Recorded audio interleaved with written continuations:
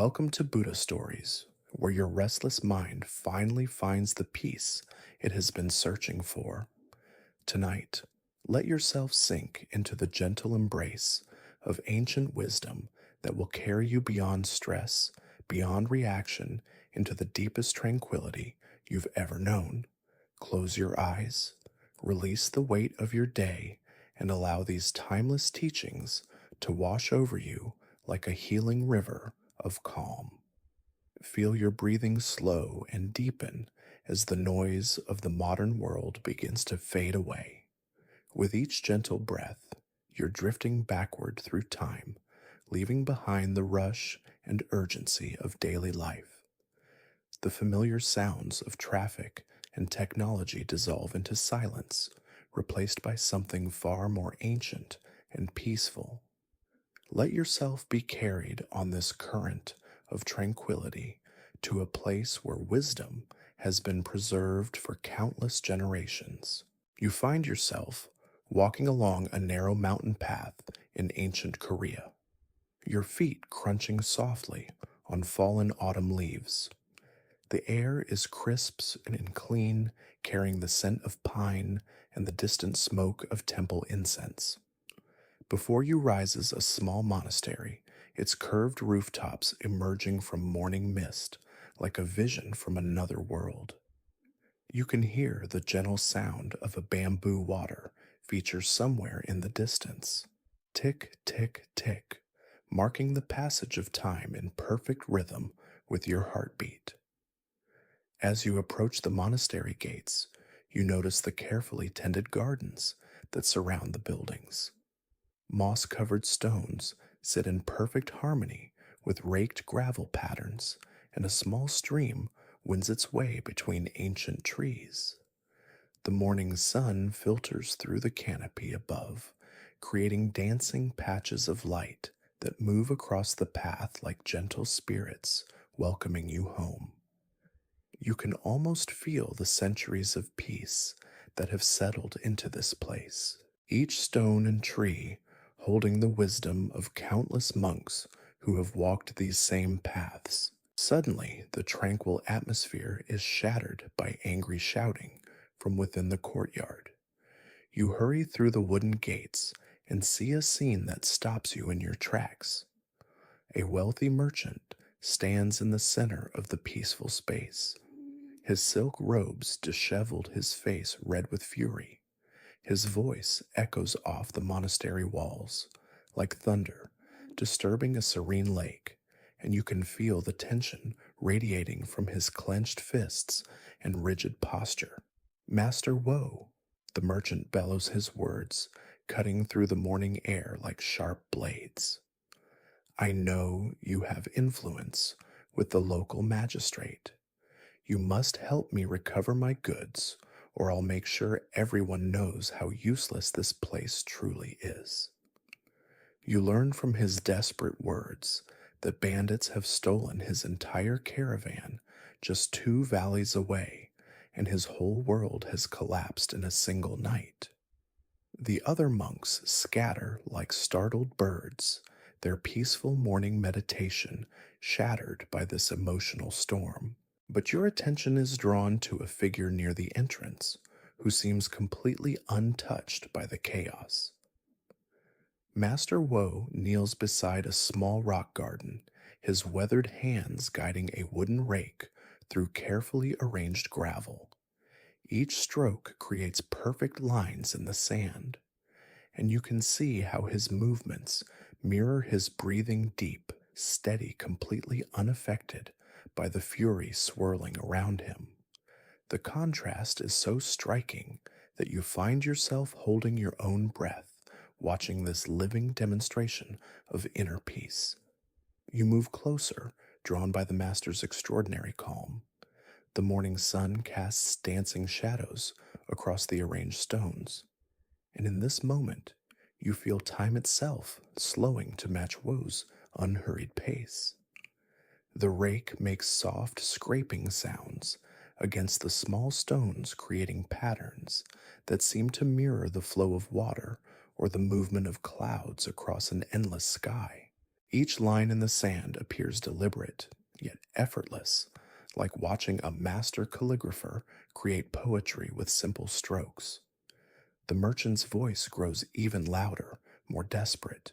Did you hear me, old man? I'm ruined. My family will starve. Everything I've worked for is gone. His words are designed to provoke, to force someone to share in his pain and urgency. You watch the master's face, expecting some flicker of reaction, some sign that this emotional assault is penetrating his serenity. But Woe's expression remains as peaceful as a mountain lake at dawn, undisturbed by the storm raging around its shores. Then something shocking happens. The merchant steps directly into the rock garden, his expensive boots crushing the carefully raked patterns. You wince as you see hours of meticulous work destroyed in seconds. Look at me when I'm speaking to you, he demands, grabbing the rake from Woe's hands and throwing it aside. The wooden tool clatters against the stone pathway, and for a moment the only sounds are the distant call of a mountain bird and the whisper of wind through bamboo leaves. You watch in amazement as Master Woe simply smiles, not mockingly or condescendingly, but with the gentle expression of someone watching a child learn an important lesson. Without a word, he kneels down and begins smoothing the disturbed sand with his bare hands. His movements are so graceful, so utterly peaceful, that you see the merchant step back involuntarily, as if touching something sacred. There's something almost magical happening here, and you can feel it in the air around you, like the approach of a gentle rain. You see, Woe speaks, for the first time, his voice as calm as still water. When we react to life's storms with more storm, we only create greater chaos. Your anger, though understandable, cannot bring back your goods. Your demands, though passionate, cannot change what has already occurred. But your peace of mind, that is something no bandit can steal, no loss can diminish, no external circumstance can touch unless you give it away through reaction. You watch the merchant's entire demeanor begin to shift.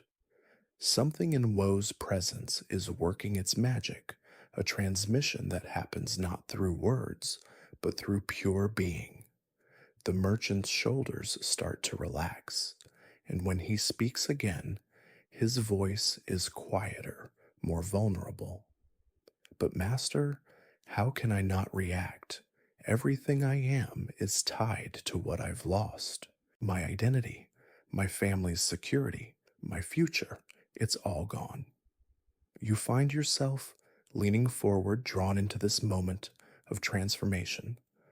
Woe nods with deep understanding, his eyes reflecting the wisdom of someone who has walked through his own fires of loss and emerged transformed. Let me share something with you, he says, settling into a comfortable sitting position on the garden's edge. You position yourself where you can hear every word, sensing that something profound is about to unfold. Many years ago, I too faced a loss that seemed to destroy everything I thought I was. I had spent decades building a reputation as a great scholar, writing commentaries that were revered throughout the land. Then one day, a fire consumed my entire library.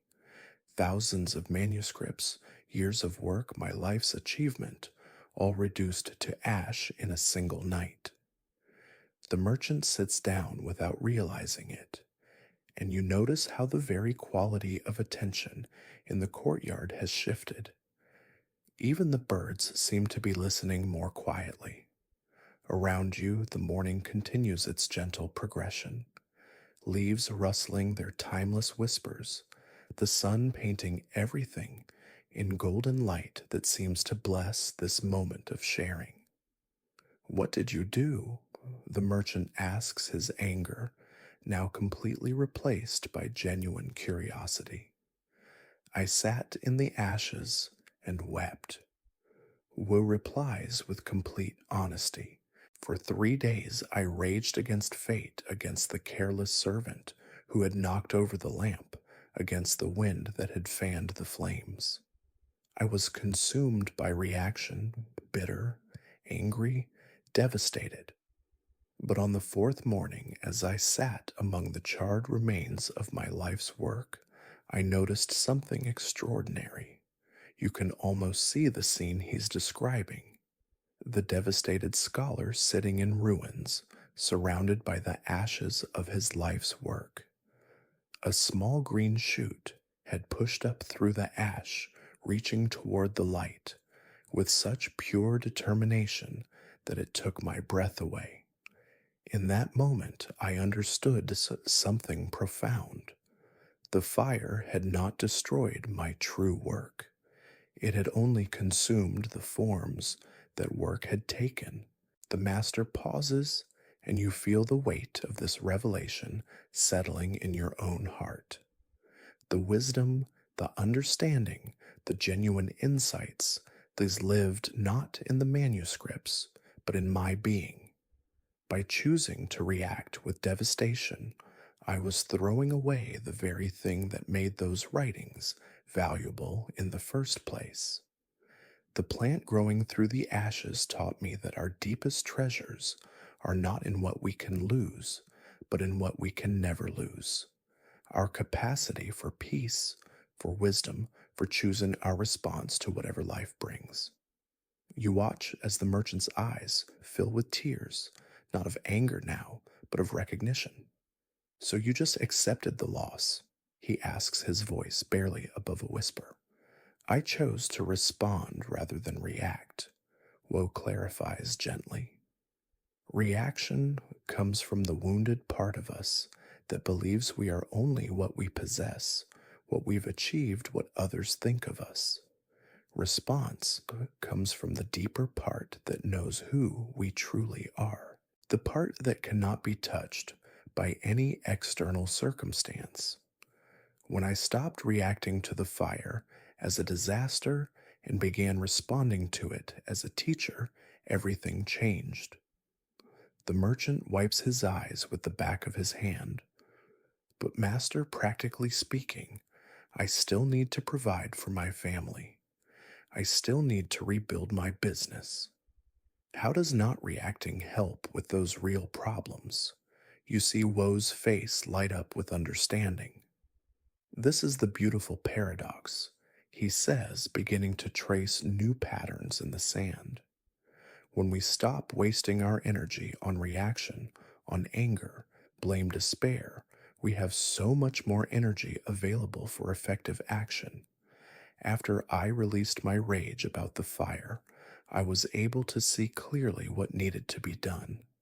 I rewrote my most important works from memory, but this time they were even better because they came from lived wisdom rather than just intellectual understanding.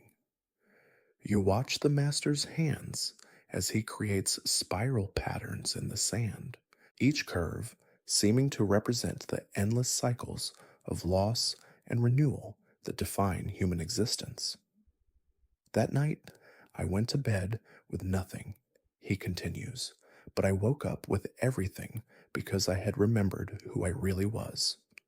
The manuscripts were just the wrapping paper.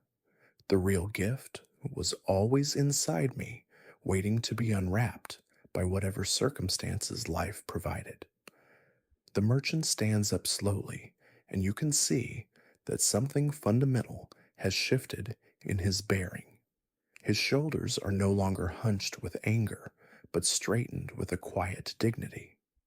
I think I understand, he says, looking down at the patterns Woe has created. My goods are gone, but my ability to create value to serve others, to build something meaningful, that's still here. The bandits couldn't steal that. Woe nods with deep satisfaction, like a gardener watching a seed finally sprout. Now, you're beginning to taste the freedom that comes from not reacting. When we stop identifying ourselves with what can be taken away, we discover what can never be taken away.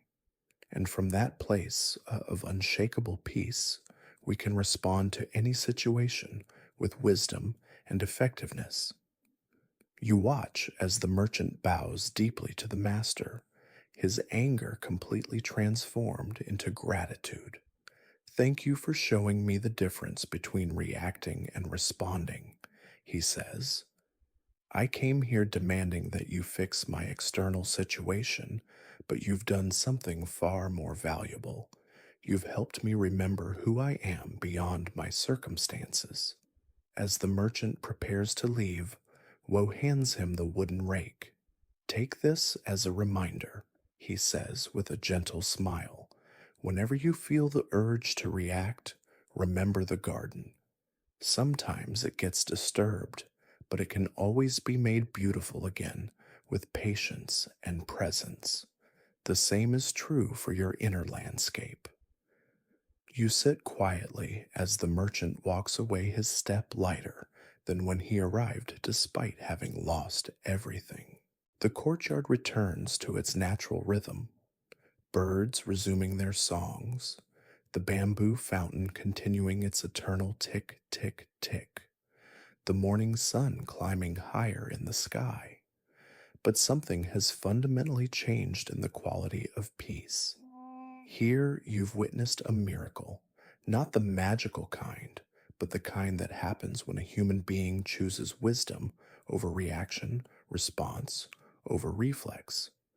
Woe begins recreating the garden patterns, and you're struck by how he seems to enjoy starting fresh. There's no attachment to the previous design, no resentment about having to begin again. Each stroke of the rake is made with complete presence, as if this moment, this line in the sand, is the most important thing in the universe. Watching him, you begin to understand that this is what mastery looks like: complete acceptance of what is combined with joyful engagement with what's emerging. You seem puzzled, Wu says, suddenly looking up at you with eyes that seem to see right through to your soul. You realize you must have been staring lost in contemplation. I was wondering, you find yourself saying, how you developed such incredible self-control. How do you not react even when someone is destroying something you've worked so hard to create? The master chuckles softly, a sound like water flowing over smooth stones. It's not about self-control, he says, setting down the rake and giving you his full attention. Self-control implies using force to suppress reaction. What I practice is more like self-standing. When you truly understand the nature of reaction, you naturally lose interest in it, like a child who outgrows a toy. You lean forward, eager to understand this deeper teaching. Around you, the monastery continues its peaceful existence, monks quietly going about their morning tasks, the garden returning to perfection under Woe's patient care. Let me tell you about the nature of reaction. He continues, his voice taking on the quality of someone sharing a precious secret. Every reaction is actually a reenactment of an old wound. This statement hits you like a gentle lightning bolt. What do you mean? You ask, sensing that you're about to learn something that could change your entire approach to life. Watch carefully. The next time you react strongly to something, Wu suggests beginning to trace a new pattern in the sand, this time a simple circle that seems to represent wholeness. Notice that your reaction is usually much stronger than the situation warrants. That's because you're not just responding to what's happening now. You're responding to every time something similar happened in your past. The present moment becomes a screen onto which we project all our old pain.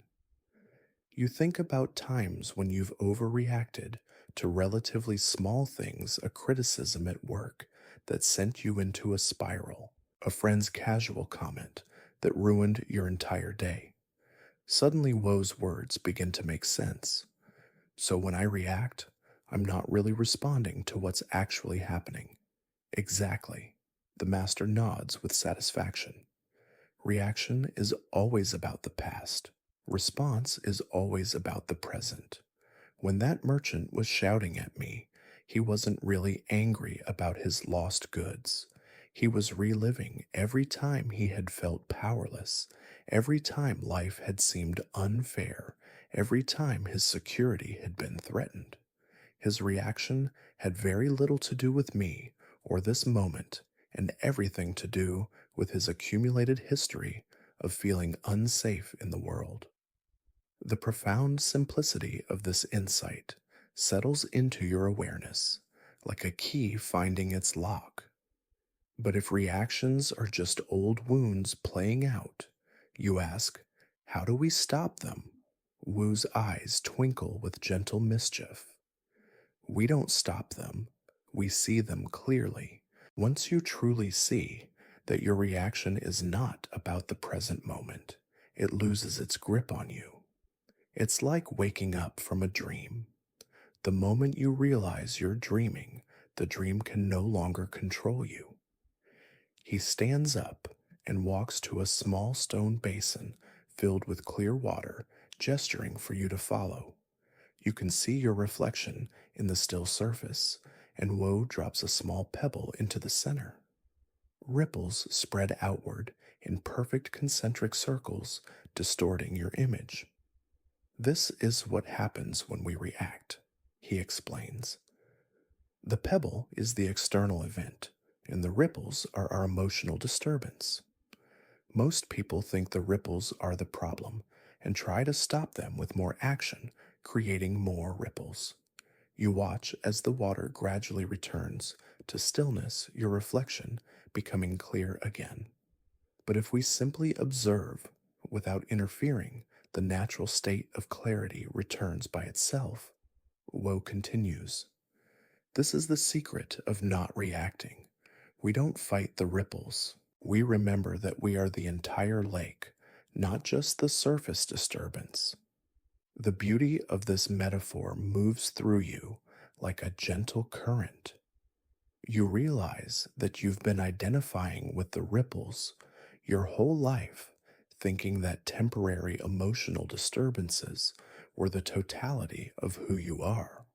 So the practice is to remember our deeper nature, you ask. The practice is to rest in our deeper nature, Woe corrects gently. There's a difference between remembering something with your mind and resting in it with your being. Let me show you what I mean. He leads you to a small meditation pavilion overlooking the valley below. From this vantage point, you can see the winding path where travelers and merchants make their way between villages. The morning mist is beginning to lift, revealing terrace fields and distant mountains painted in shades of blue and purple. Sit here for a moment, Wu suggests, and simply be aware of being aware. You settle into the suggested posture, feeling the wooden floor beneath you and the gentle morning breeze on your face.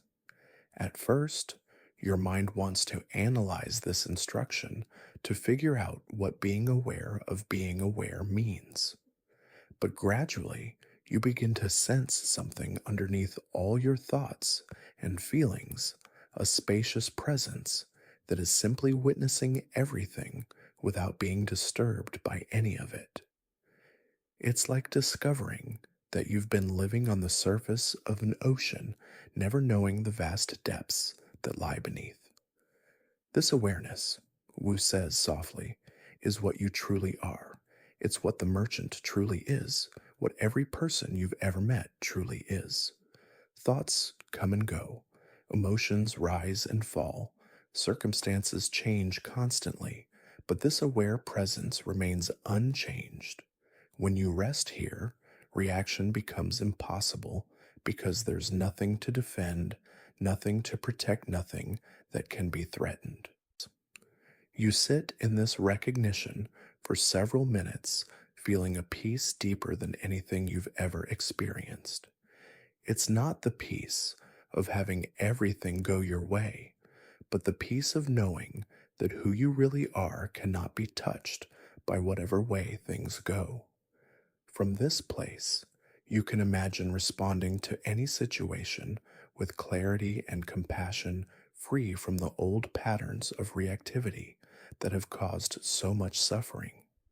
A bell rings somewhere in the monastery, calling the monks to their next activity. You open your eyes to find Woe watching you with deep satisfaction. Now you've tasted what it means to not react. He says, not because you've suppressed anything, but because you've remembered what cannot be disturbed. This is the foundation of all wisdom, all compassion, all skillful action in the world. As you prepare to continue your journey through the monastery, Wu offers one final teaching. Remember that every person you meet is fighting the same battle, the battle between their reactive patterns and their deepest nature.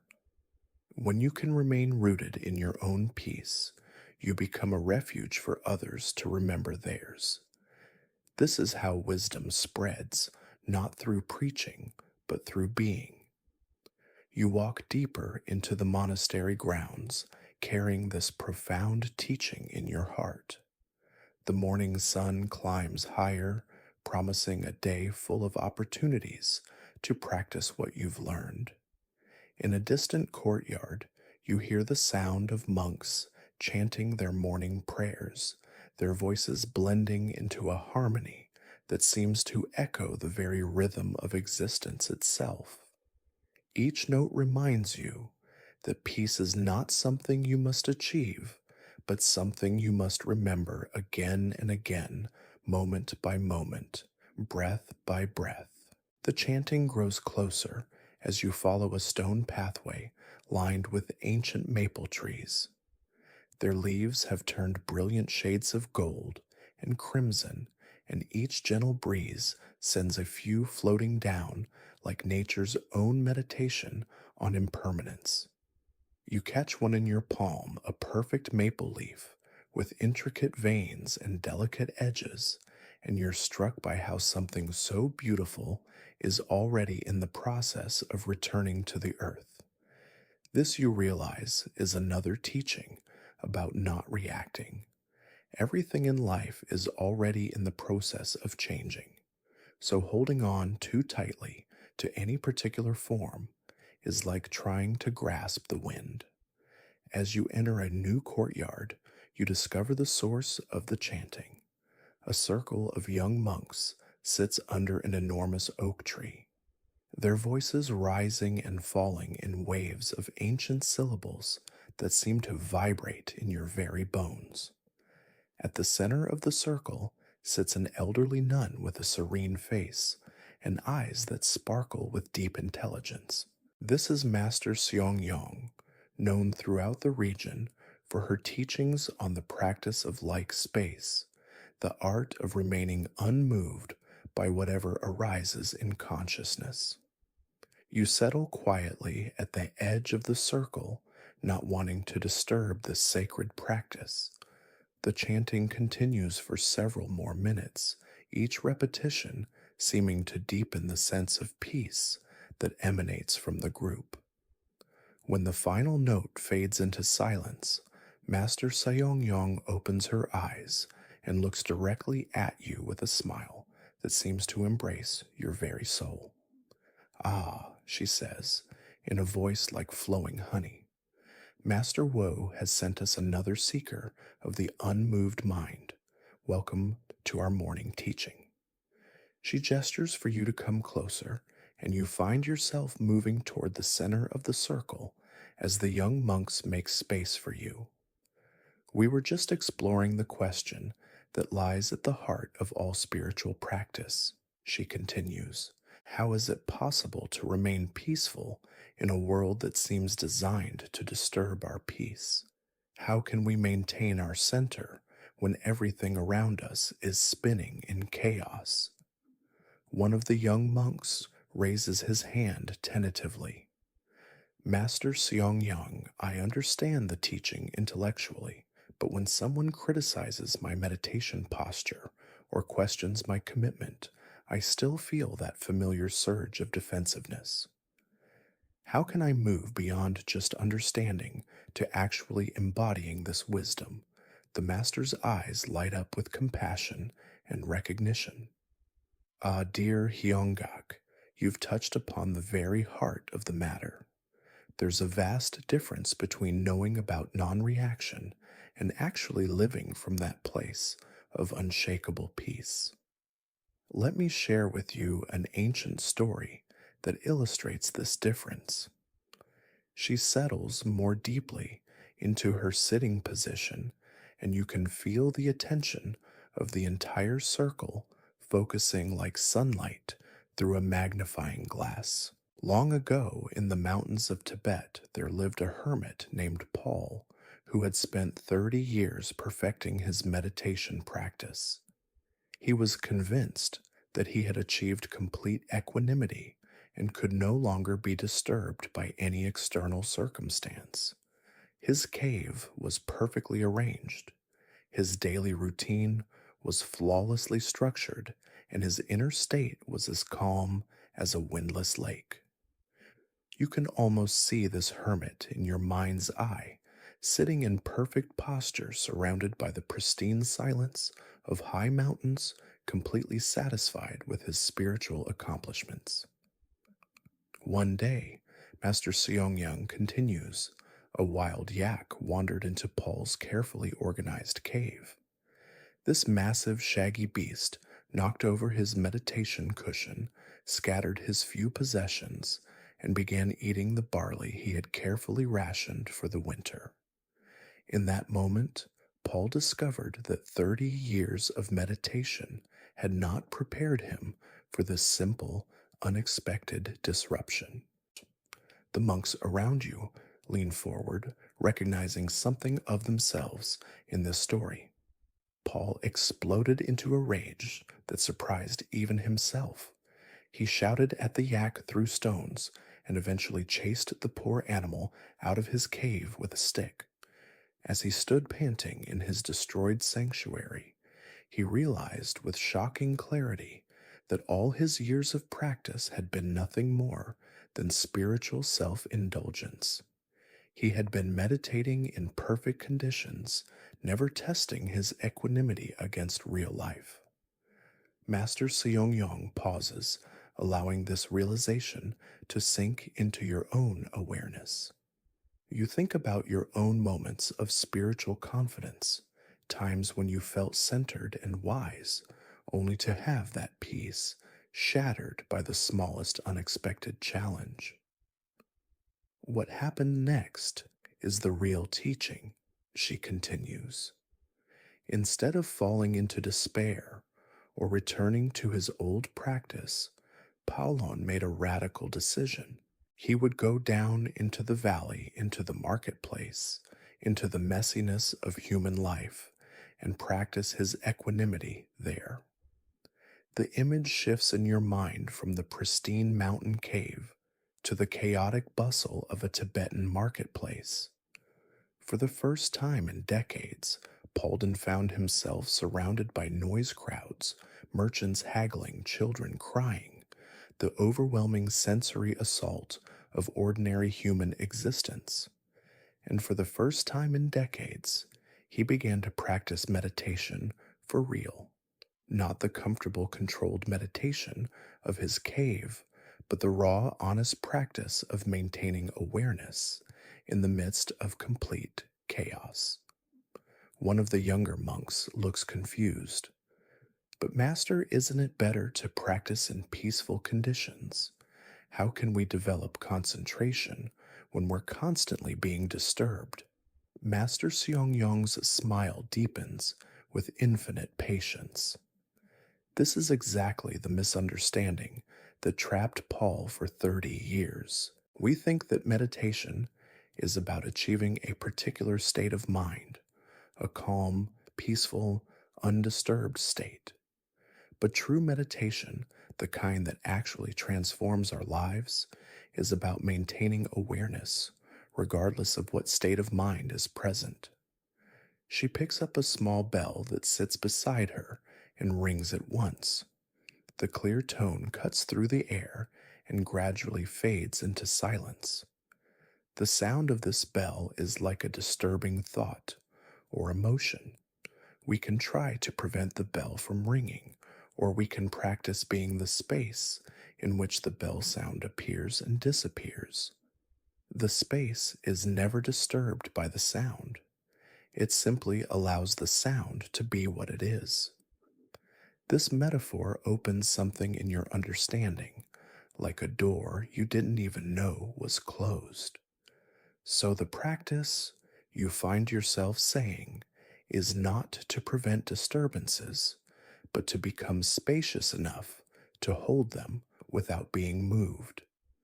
Precisely, Master Seongyong nods with delight. You are beginning to understand the difference between the meditation of avoidance and the meditation of acceptance. Paulin learned this the hard way in the marketplace. He couldn't control what arose in his consciousness. The sounds, smells, thoughts, emotions all came and went according to their own nature. His practice became learning to rest in the awareness that was observing all these phenomena without being identified with any of them. The afternoon sun has moved across the sky during this teaching, and the quality of light in the courtyard has shifted from the bright clarity of morning to the golden warmth of late day. You notice this change without any resistance, simply observing how everything in nature demonstrates the teaching of impermanence. Even this beautiful moment, this profound sharing of wisdom, is already passing away, and there's something deeply peaceful about accepting that flow rather than trying to hold on to any particular experience. There's another part to Paul's story. Master Xiong continues her voice, taking on an even deeper quality of intimacy. After several years of practicing in the marketplace, he was walking through the bazaar one day when a merchant began loudly berating a young assistant for dropping a valuable vase. The merchant's face was red with anger. His words were harsh and humiliating, and the young man was clearly on the verge of tears. Polden watched this scene with complete equanimity. No reaction, no judgment, just pure observation. You can picture this scene clearly, and you're struck by how similar it is to the encounter between the merchant and Master Woe that you witnessed earlier. But then, the master continues, something unexpected happened. As Paul watched this display of unconscious reactivity, he felt a wave of deep compassion arise in his heart, not pity or superiority, but genuine love for both the angry merchant and the frightened assistant.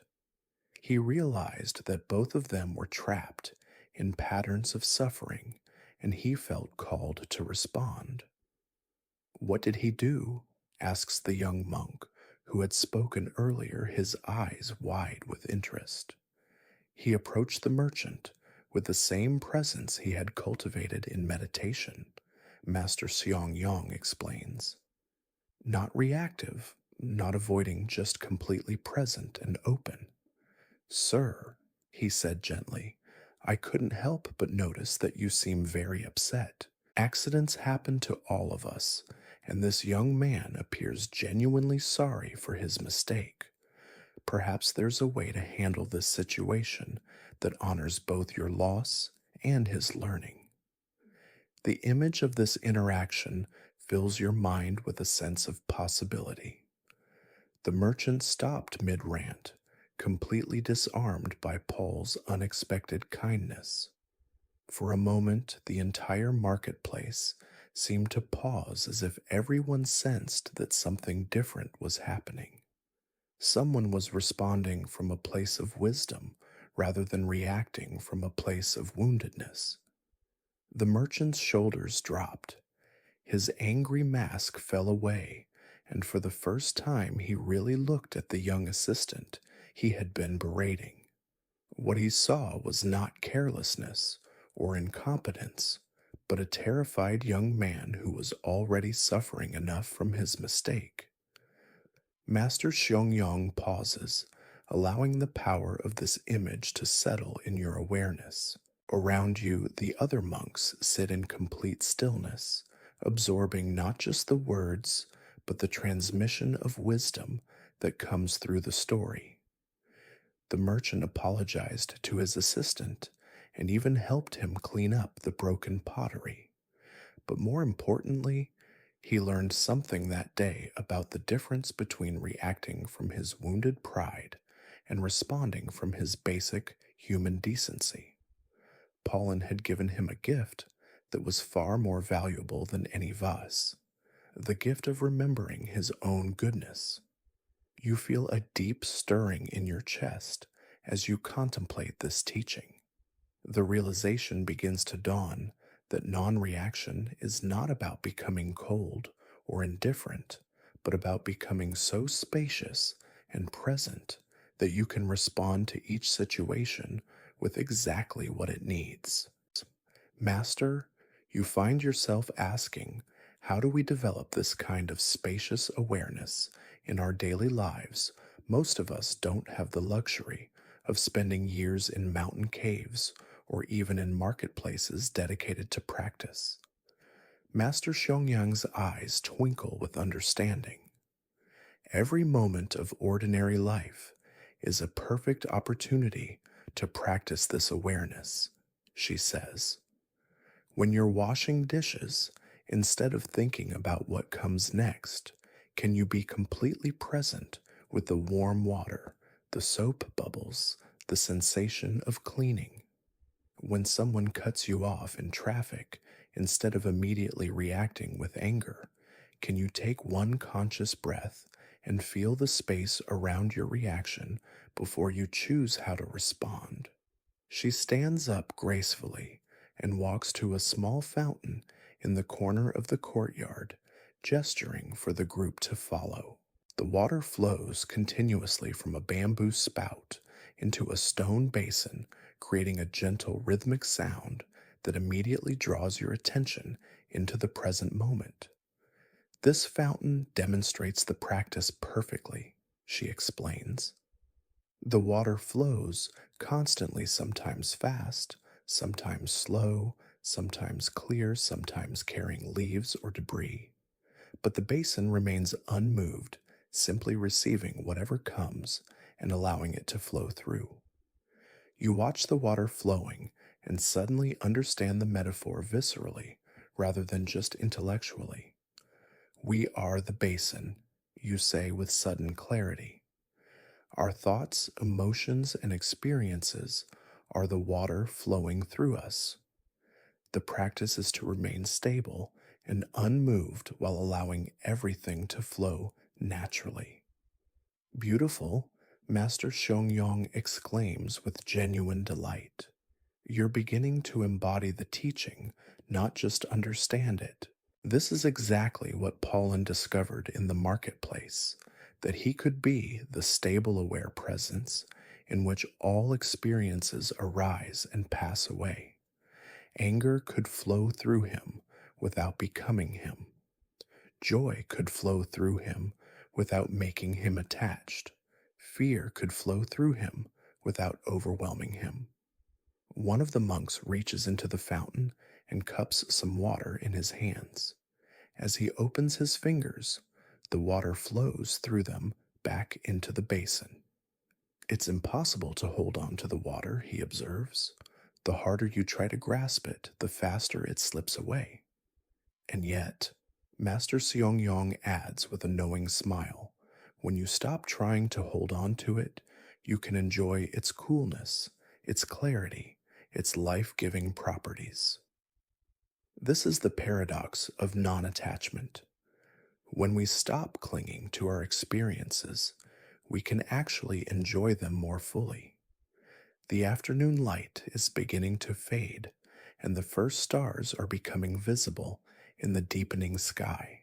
The monastery bells ring softly in the distance, calling the community to evening meditation.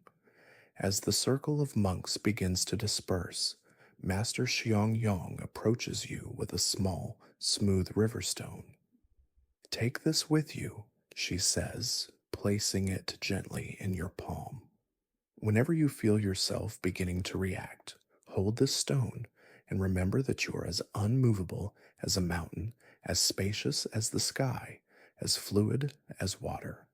You contain all experiences without being defined by any of them. The stone feels warm from her touch and perfectly weighted in your hand.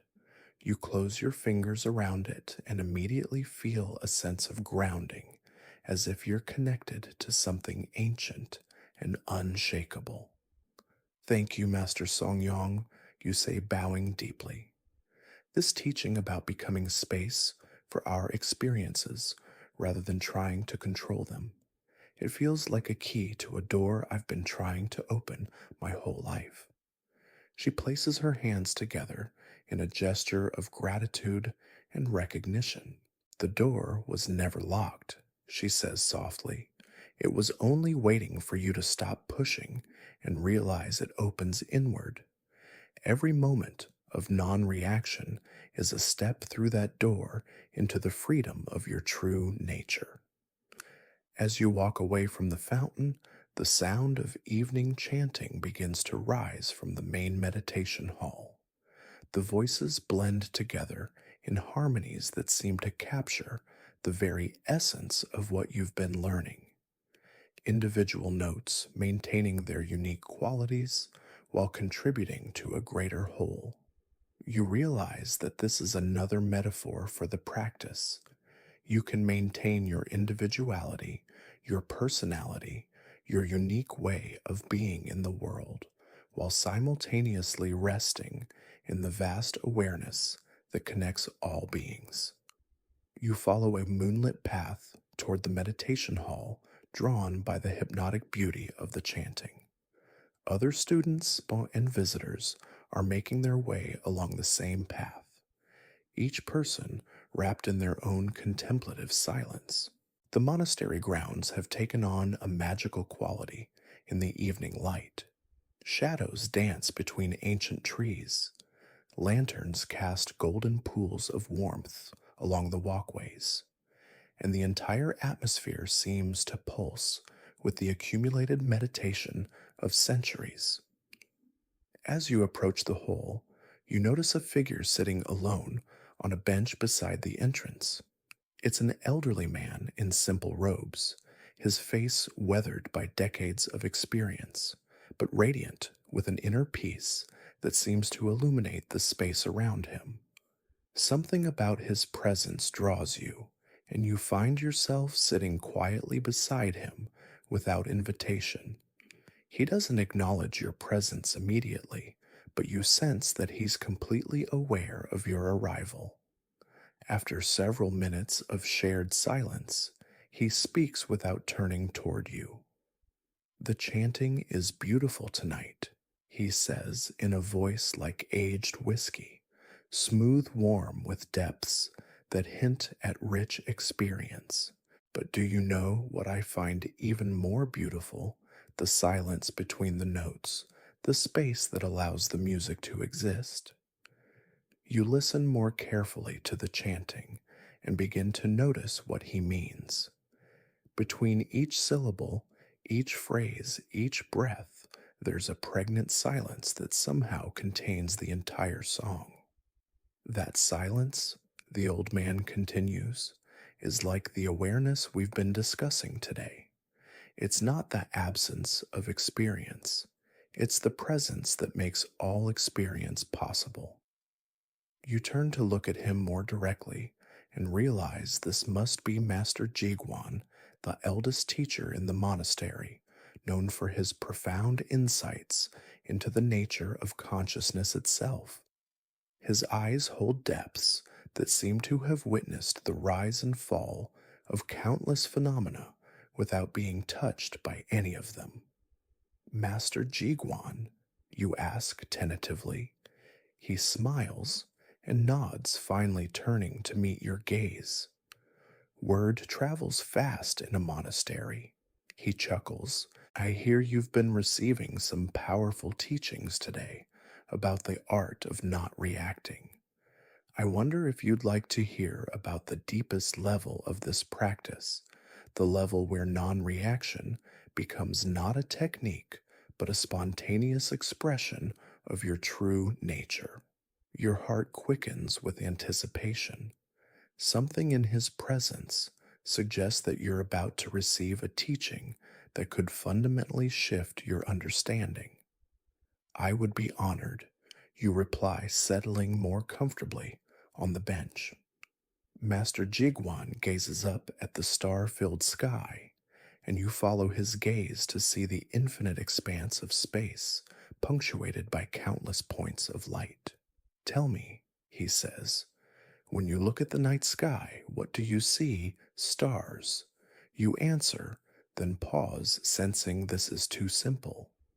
And space the darkness between the stars. Good. He nods approvingly. Now tell me which is more important, the stars or the space? You consider this question carefully, realizing it's pointing towards something profound. Well, without the space, the stars couldn't exist.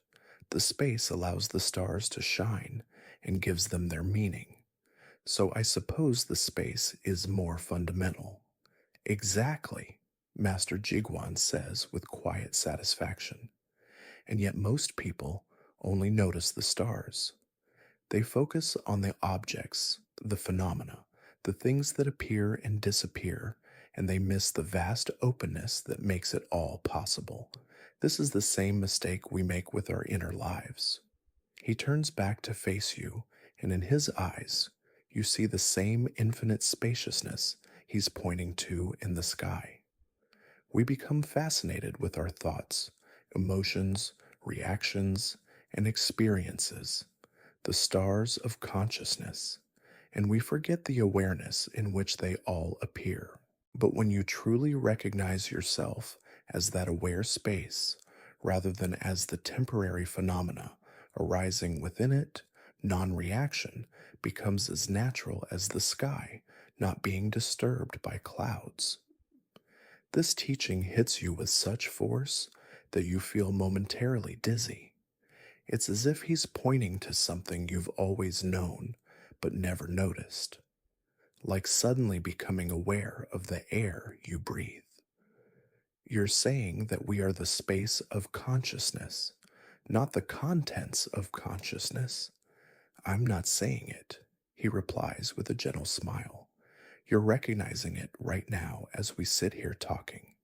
You're aware of my words, aware of the chanting, aware of the feeling of the bench beneath you, aware of thoughts and emotions arising and passing away. What is that which is aware? Can you find it?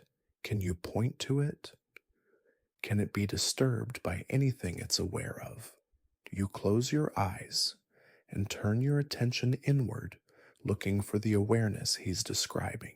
At first, you only notice thoughts about awareness concepts and ideas, but then something shifts and you begin to sense the witnessing presence that's observing even those thoughts. It's like stepping back from a movie screen and realizing you're not the characters in the movie, but the space in which the entire film is playing. I can't find it as an object, you say, with growing wonder. It's more like I am it. It's not something I have, it's what I am. Master Jigwan claps his hands together, once a sound that cuts through the night air like a bell of recognition. Yes, And can this awareness be angry? Can it be sad?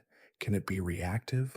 Or does it simply allow all these experiences to arise and pass away within its infinite spaciousness? The profundity of this recognition washes over you like a wave of peace. You realize that all your life you've been identifying with the temporary waves on the surface of the ocean, never noticing that you are the ocean itself. This awareness, it's already free, isn't it? It's already peaceful, already unmoved by whatever appears within it. Now, you're beginning to understand why the great masters don't practice non reaction. Master Jigwan says with deep satisfaction, they simply rest in their true nature, which is naturally non reactive. When you know yourself as infinite space, how can any finite experience disturb you? When you recognize yourself as the unchanging witness, how can any changing phenomenon shake your peace? The chanting from the meditation hall reaches a crescendo and then gradually fades into silence. In that silence, you feel the truth of his words, not as concepts, but as direct experience. You are the silence in which the chanting arose and into which it dissolved. You are the awareness in which thoughts appear and disappear. You are the spacious presence that remains unaffected by any temporary experience. This is the ultimate teaching. Master Jigwan whispers his voice, barely audible, but somehow penetrating to your very core. Not to become non reactive, but to recognize that your deepest nature is already pure awareness, untouchable, unshakable, eternally free. Every practice, every technique, every method is just pointing you back to this simple recognition of what you have always been. You sit together in profound silence as this understanding integrates into your being. The monastery grounds around you seem to shimmer with new meaning. Every stone, every tree, every shadow becomes a reminder of the aware presence that perceives it all. The difference between yourself and the world begins to dissolve as you recognize that the same awareness, looking out through your eyes, is the same awareness expressing itself as everything you see. Finally, Master Jigwan stands and places a gentle hand on your shoulder. The night is deep, and tomorrow will bring new opportunities to live from this understanding. He says, remember that every moment of forgetting is just another chance to remember.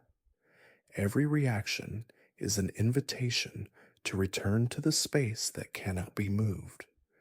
And every breath is a doorway back to the awareness that you are. As he walks slowly toward the meditation hall, his figure gradually disappearing into the shadows, you remain on the bench in a state of profound stillness. The night air carries the scent of incense and jasmine, and somewhere in the distance, a night bird calls across the valley. Each sensation arises in the vast space of your awareness and dissolves back into that same space, leaving no trace, causing no disturbance. You understand now that this entire day, from the angry merchant to the peaceful garden, from the flowing fountain to the starlit sky, has been one continuous teaching about the nature of consciousness itself. Each story, each encounter, each moment of recognition has been pointing you toward the same truth. You are not a small reactive self trying to defend itself against a threatening world. You are the infinite awareness in which all worlds appear and disappear, the eternal witness that cannot be touched by anything it witnesses. The monastery bells chime midnight, their deep tones rolling across the valley like waves of peace. You rise from the bench and begin walking slowly back toward your guest quarters. But your steps feel different now, lighter, more fluid, as if you're floating just above the ground. Every footfall seems to arise spontaneously from this vast stillness rather than from personal effort or intention. As you pass the garden where you first encountered Master Woe, you pause to look at the patterns he created in the sand. Even in the moonlight, you can see that the lines are still there, though slightly blurred by the evening breeze. Tomorrow you realize he will rake them fresh again, not because the old patterns were wrong or inadequate, but because each moment offers the opportunity for new expression, new creativity, new responsiveness to whatever life brings. This, you understand, is what it means to live from the place of non reaction, not to become rigid or unchanging, but to remain so fluid and spacious that you can respond freshly to each moment without carrying the burden of past reactions or the anxiety of future ones. Like the garden patterns, each response arises spontaneously from present moment awareness and dissolves back into that awareness when its purpose is complete. You reach your quarters and pause at the threshold looking back across the moonlit monastery grounds. Everything is exactly as it was this morning when you first arrived, yet everything has been transformed by the shift in your perception. The buildings are the same, the paths are the same. The trees and stones remain unchanged, but you are seeing them now from the place of awareness itself, rather than from the limited perspective of a separate self trying to navigate a foreign world. As you prepare for sleep, you carry with you the teachings of this extraordinary day. The angry merchant has shown you that every reaction is an old wound seeking healing. Master Woe has demonstrated that response emerges naturally from presence.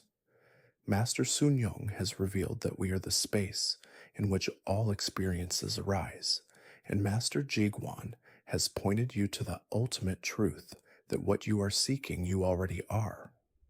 Sleep comes easily, naturally, like a gentle dissolving back into the source from which all experience emerges.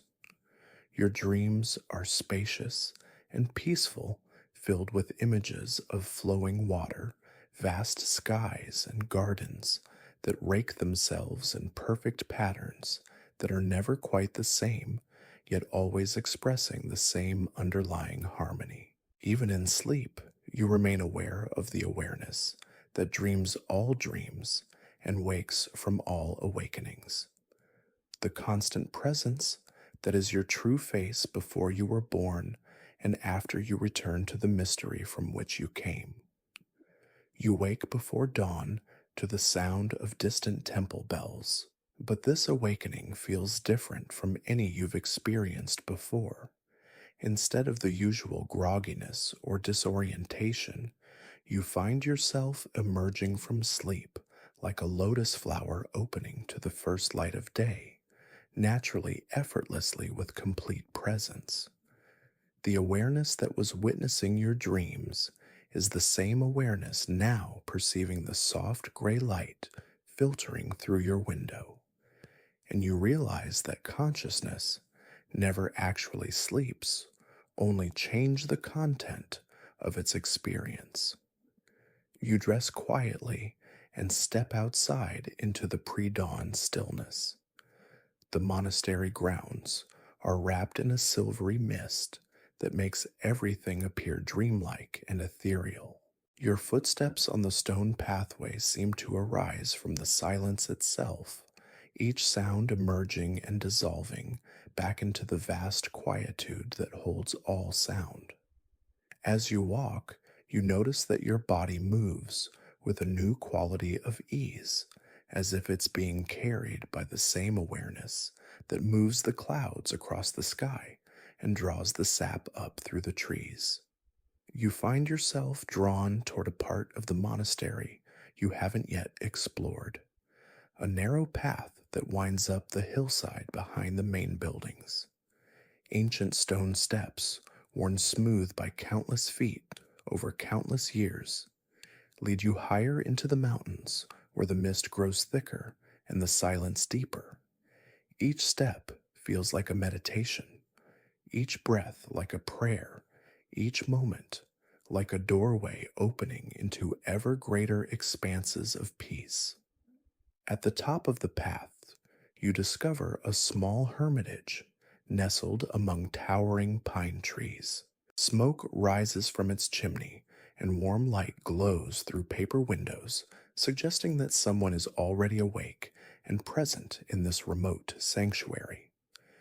As you approach, you hear the soft sound of someone working quietly inside, the gentle tap tap tap of a hammer against wood, rhythmic and meditative.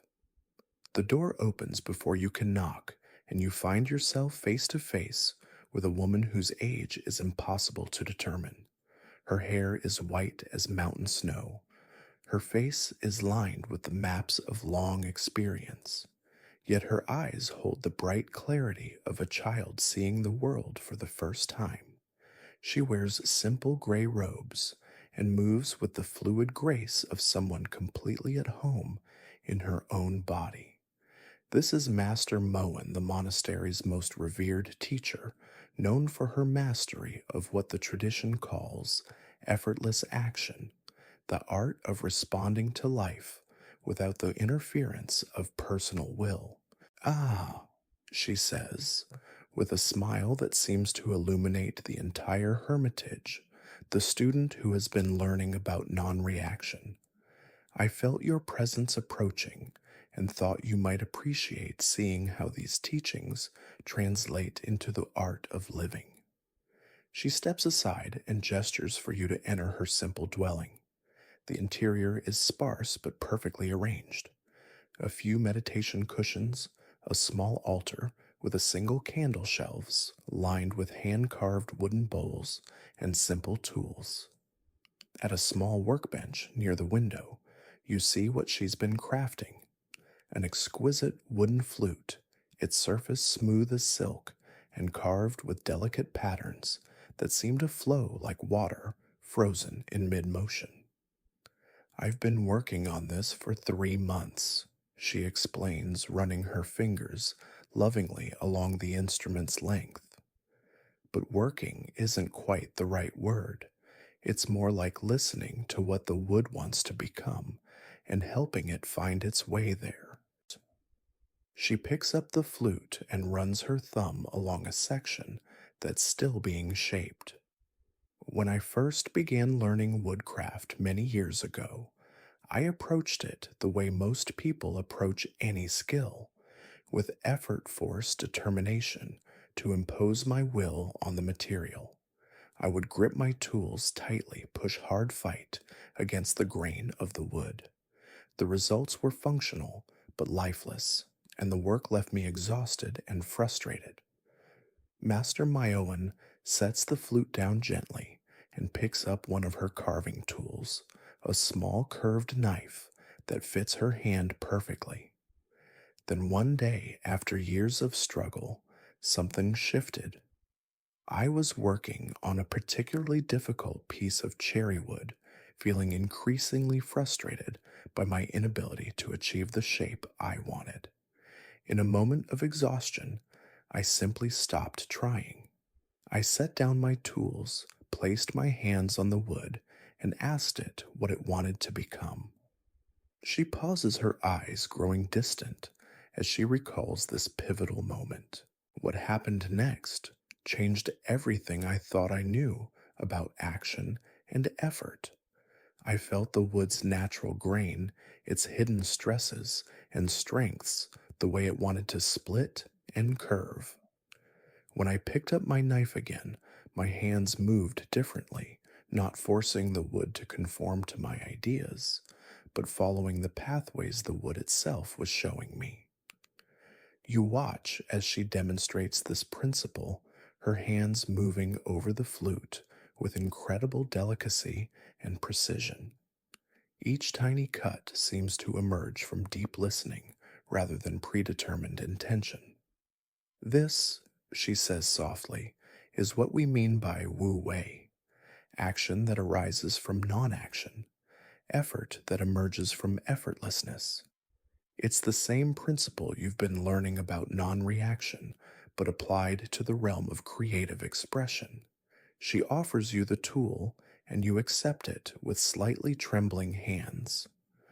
Try making a small cut on this practice piece. She suggests indicating a block of soft pine wood. But before you begin, close your eyes and feel the wood. Let your hands discover its texture, its density, the direction of its grain. Don't think about what you want to create. Just listen to what wants to be created. You follow her instructions, closing your eyes and running your fingers over the wood surface. At first, your mind wants to analyze and plan, but gradually you begin to sense something deeper, a kind of intelligence in the material itself, a natural tendency toward certain forms and away from others. When you finally make your first cut, you're surprised by how smoothly the knife moves, as if it's following a path that was already there waiting to be revealed. Beautiful, Master Myoan says with genuine appreciation. You're beginning to understand that the highest skill is not about mastering techniques or overpowering materials. It's about becoming so sensitive, so present, so aligned with the natural flow of things that your actions arise spontaneously from wisdom rather than from personal will. She moves to her small stove where a kettle is beginning to sing, and you notice how even this simple action carries the same quality of effortless precision. Her movements are economical, yet graceful, purposeful, yet relaxed. The same principle applies to every aspect of human life. She continues as she prepares tea. Relationships, work, creative expression, even the way we respond to difficult emotions. Everything flows more smoothly when we stop trying to force outcomes and start listening to the deeper intelligence that moves through all situations.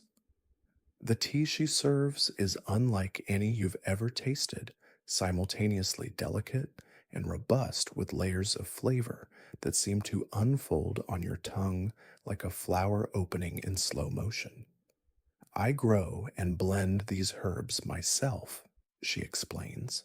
But again, it's not really about following recipes or techniques. Each season, each batch of leaves teaches me something new about balance and harmony. The tea creates itself. I just provide the conditions for its natural perfection to emerge. As you sip the extraordinary tea, you feel a deep settling in your nervous system, as if your entire being is synchronizing with some fundamental rhythm of existence. Master Myoan. You ask, how does this principle of effortless action relate to the challenges of daily life?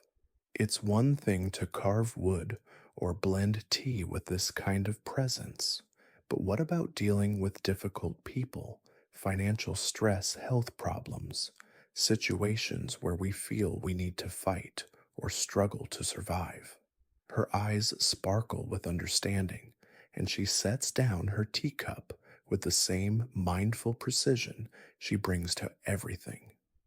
Let me tell you about a time when this teaching was tested in the most challenging way possible, she says. 7 years ago, I received news that would have devastated my old way of being. My younger brother, who lived in the valley below, had been diagnosed with a terminal illness. The doctors gave him 3 months to live. The weight of this revelation settles into the small hermitage like a heavy stone dropping into still water. My first impulse was pure reaction, panic, despair, the desperate need to do something, anything, to fix the situation. I wanted to research every possible treatment, drag him to specialists, spend my life savings on experimental therapies. The thought of losing him activated every survival instinct I possessed. She pauses, gazing out the window at the mist covered valley below where her brother had lived.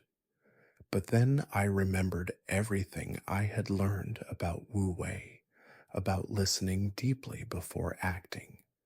Instead of immediately jumping into frantic activity, I sat in meditation for 3 days. I held the news of his illness in the spacious awareness we've been discussing, neither pushing it away nor being overwhelmed by it.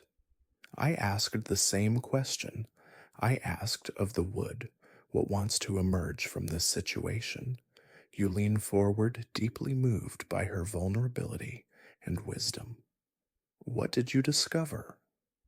I discovered that my brother didn't need me to save him, she says with profound gentleness.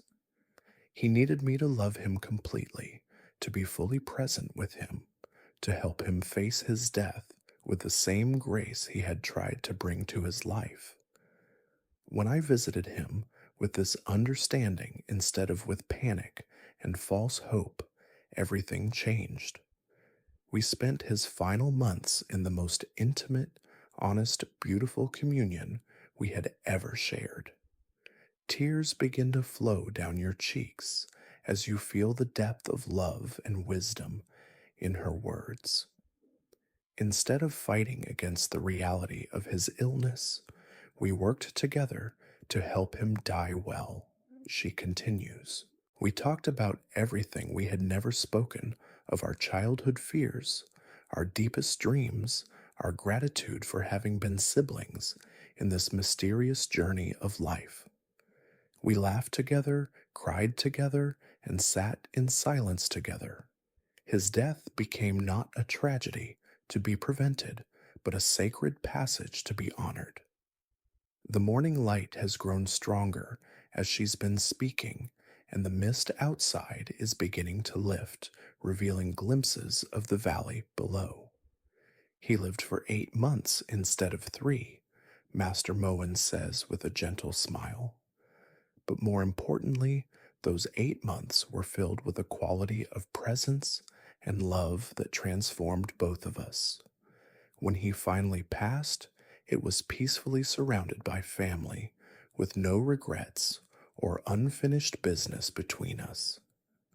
She stands and walks to the window, looking out at the emerging landscape with eyes that seem to hold both great sadness and great joy. This experience taught me that Wu Wei doesn't mean being passive or accepting everything without question.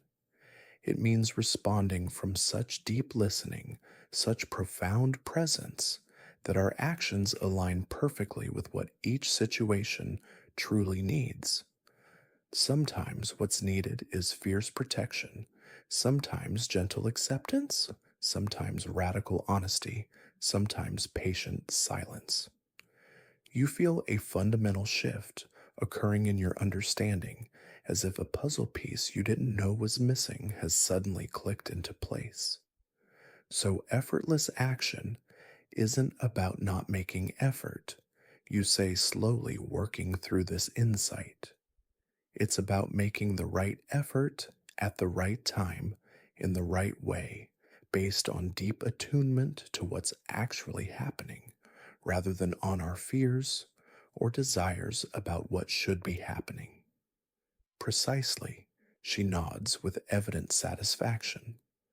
The effort becomes effortless because it's aligned with the natural flow of things rather than fighting against it. Like a skilled sailor who doesn't fight the wind but uses it skillfully to reach any destination. The wind does the work, but the sailor's knowledge and presence make purposeful movement possible. She returns to her workbench and picks up the flute again, running her fingers along its nearly completed surface. This instrument will be finished when it's finished, she says. I can feel that it's nearly ready to sing, but forcing the final steps would ruin months of patient work. Everything in its own time, according to its own nature, guided by awareness that's learned to trust the intelligence inherent in all processes. The morning sun has now completely burned away the mist, revealing a breathtaking view of the valley below. Terrace fields create geometric patterns on the hillsides. A river winds silver through the landscape, and in the distance you can see the rooftops of villages where people are beginning their daily activities. From this elevated perspective, human life appears as part of a vast, interconnected web of natural processes. Farmers working with the rhythms of seasons water, following the contours of land communities, arising and changing according to needs and circumstances. This view always reminds me of the bigger picture Master Myowan says following your gaze. From up here, you can see how everything is part of one seamless whole.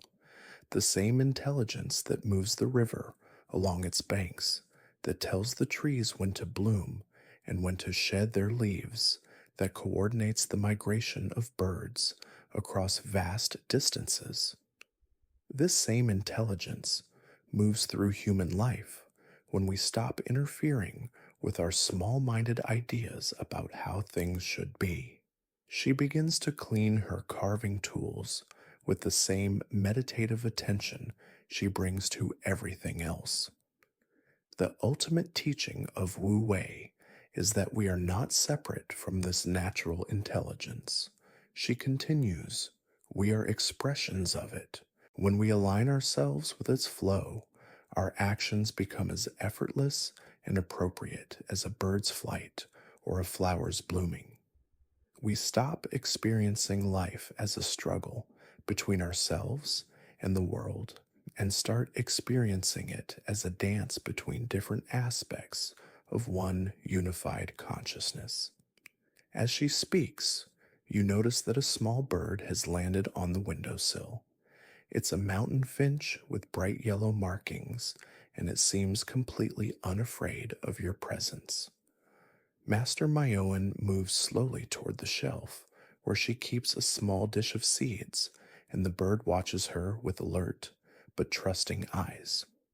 She places a few seeds on the windowsill, and the finch immediately begins eating, occasionally looking up at both of you as if acknowledging your kindness. See how naturally this interaction unfolds, she whispers. The bird trusts because my movements carry no aggression or neediness. I offer the seeds because doing so feels like a natural expression of caring, not because I want something in return. Neither of us is forcing anything, yet perfect communication and cooperation arise spontaneously. The bird finishes eating and flies away with a brief musical trill that seems like a song of gratitude. Human relationships can have this same quality when we approach them from Wu Wei, Master Myoan explains. Instead of trying to manipulate outcomes or control other people's responses, we can learn to offer ourselves authentically and trust that whatever unfolds will be exactly what's needed for everyone's growth.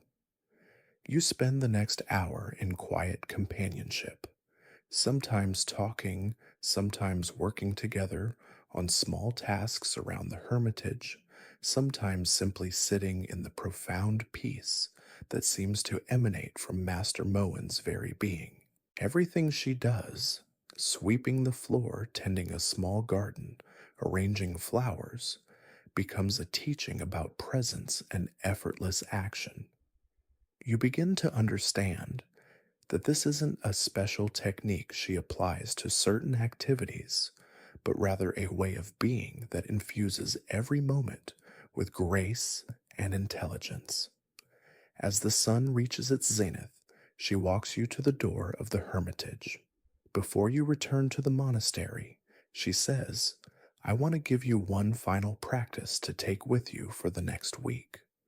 Before taking any significant action, pause and ask yourself, What wants to happen here? Not what do I want to happen, not what should happen, but what wants to emerge from this situation if I get my personal agenda out of the way.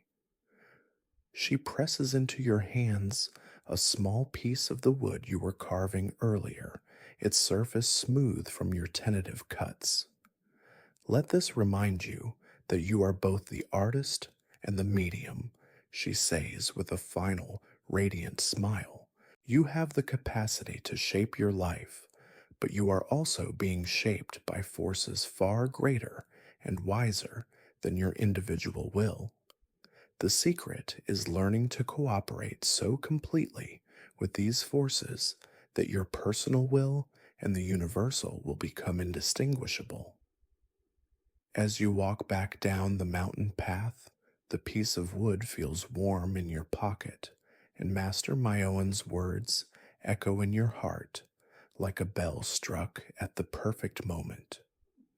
The monastery buildings come into view below, and you realize that you're seeing them with new eyes, not as a place you're visiting, but as another expression of the same consciousness that carved the flute, grew the tea, and guided your footsteps to exactly where you needed to be. Every stone in the pathway, every leaf on the trees, every breath you take seems to be arising from the same source of effortless intelligence that Master Myoan has learned to trust so completely. The afternoon light has a golden quality that makes everything appear luminous and alive.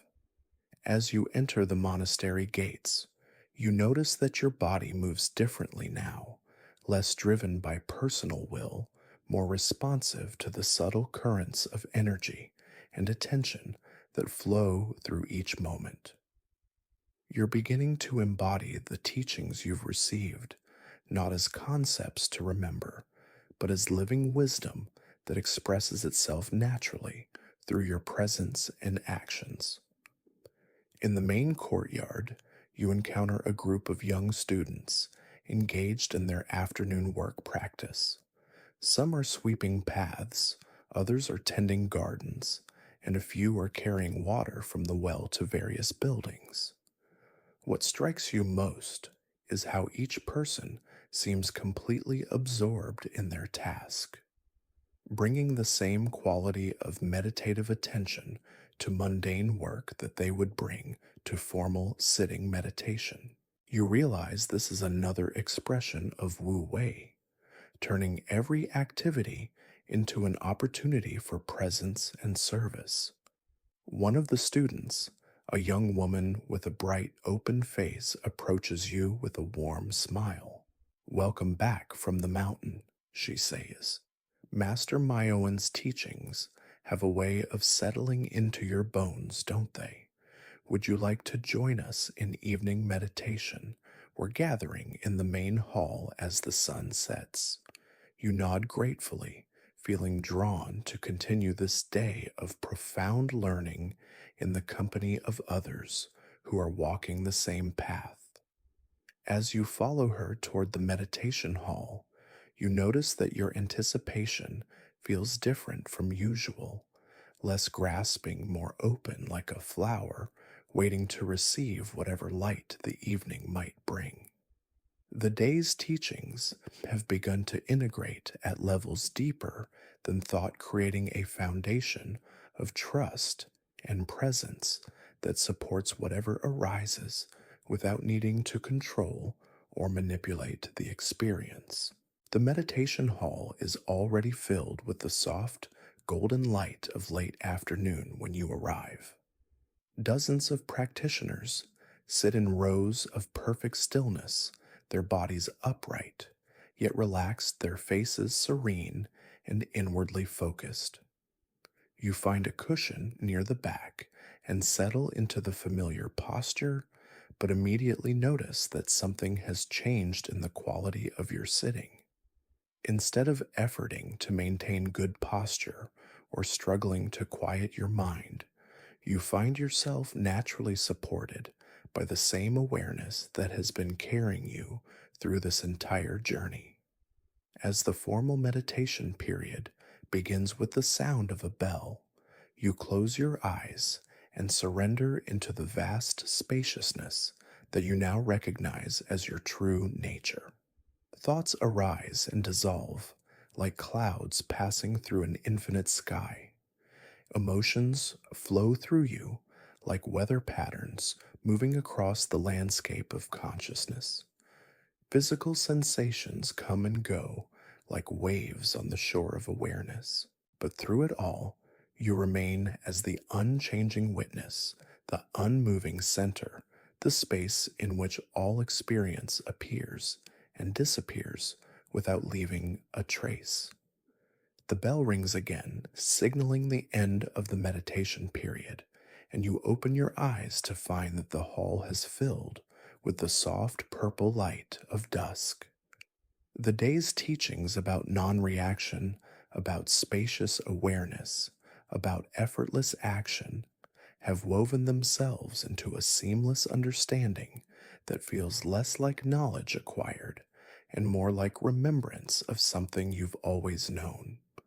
As you bow with the other practitioners and prepare to leave the hall, you carry with you not just new concepts, but a transformed way of being in the world. The evening meal is served in a large dining hall where the entire community gathers in silence to share simple, nourishing food. You notice how even eating becomes a meditation when approached with full presence. The texture of rice, the flavor of vegetables, the warmth of tea, all become gateways into deeper appreciation for the interconnected web of life that brings food to your table. Between bites, you practice the spacious awareness that allows you to be fully present with the meal while remaining open to whatever thoughts or feelings might arise. After dinner, as the community disperses for evening study and personal practice, you find yourself walking alone through the monastery gardens. The first stars are beginning to appear in the darkening sky, and lanterns cast pools of warm light along the pathways. Everything feels sacred and ordinary at the same time. The crunch of gravel under your feet, the gentle sound of wind in the bamboo, the distant murmur of evening prayers from the various halls and hermitages scattered throughout the grounds. You pause beside the fountain where Master Seong Yong taught you about being space for all experiences, and you're struck by how different you feel now from the person who arrived this morning. Not different in any dramatic or obvious way, but different in the most fundamental way possible.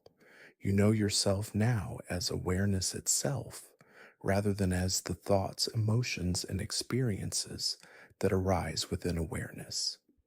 This shift is so subtle, yet so complete, that it feels like waking up from a dream you didn't even know you were having. The water continues its eternal flow from the bamboo spout into the stone basin, and you realize that this fountain has become a perfect metaphor for your new understanding of life. Experience flows through the space of consciousness, like water flowing through the basin, sometimes turbulent, sometimes calm, always changing, never staining or altering the container that holds it all. You are the basin, eternally stable and unmoved, allowing life to flow through you without resistance or attachment. As you prepare to return to your quarters for the night, you feel a deep gratitude for all the teachers and teachings that have guided you through this transformative day. Master Wo's demonstration of responding rather than reacting, Master Seong Yong's teaching about being space for all experience, Master Jiguan's pointing to your true nature as pure awareness, and Master Moen's embodiment of effortless action. Each has contributed to an understanding that feels both revolutionary and completely natural. Tomorrow you will carry these insights back into your ordinary life, but you know now that no life is truly ordinary when lived from the place of awakened awareness. The sound of pre dawn chanting drifts through your window like a gentle invitation back to consciousness. As you emerge from deep, dreamless sleep, you notice that the transition from unconsciousness to awareness feels seamless, like stepping from one room into another within the same vast house. The monastery bells begin their morning song, each tone rippling through the mountain air and settling into your bones with a vibration that seems to attune your entire being to the rhythm of awakening. You dress in the dim light and step outside into a world transformed by overnight rain.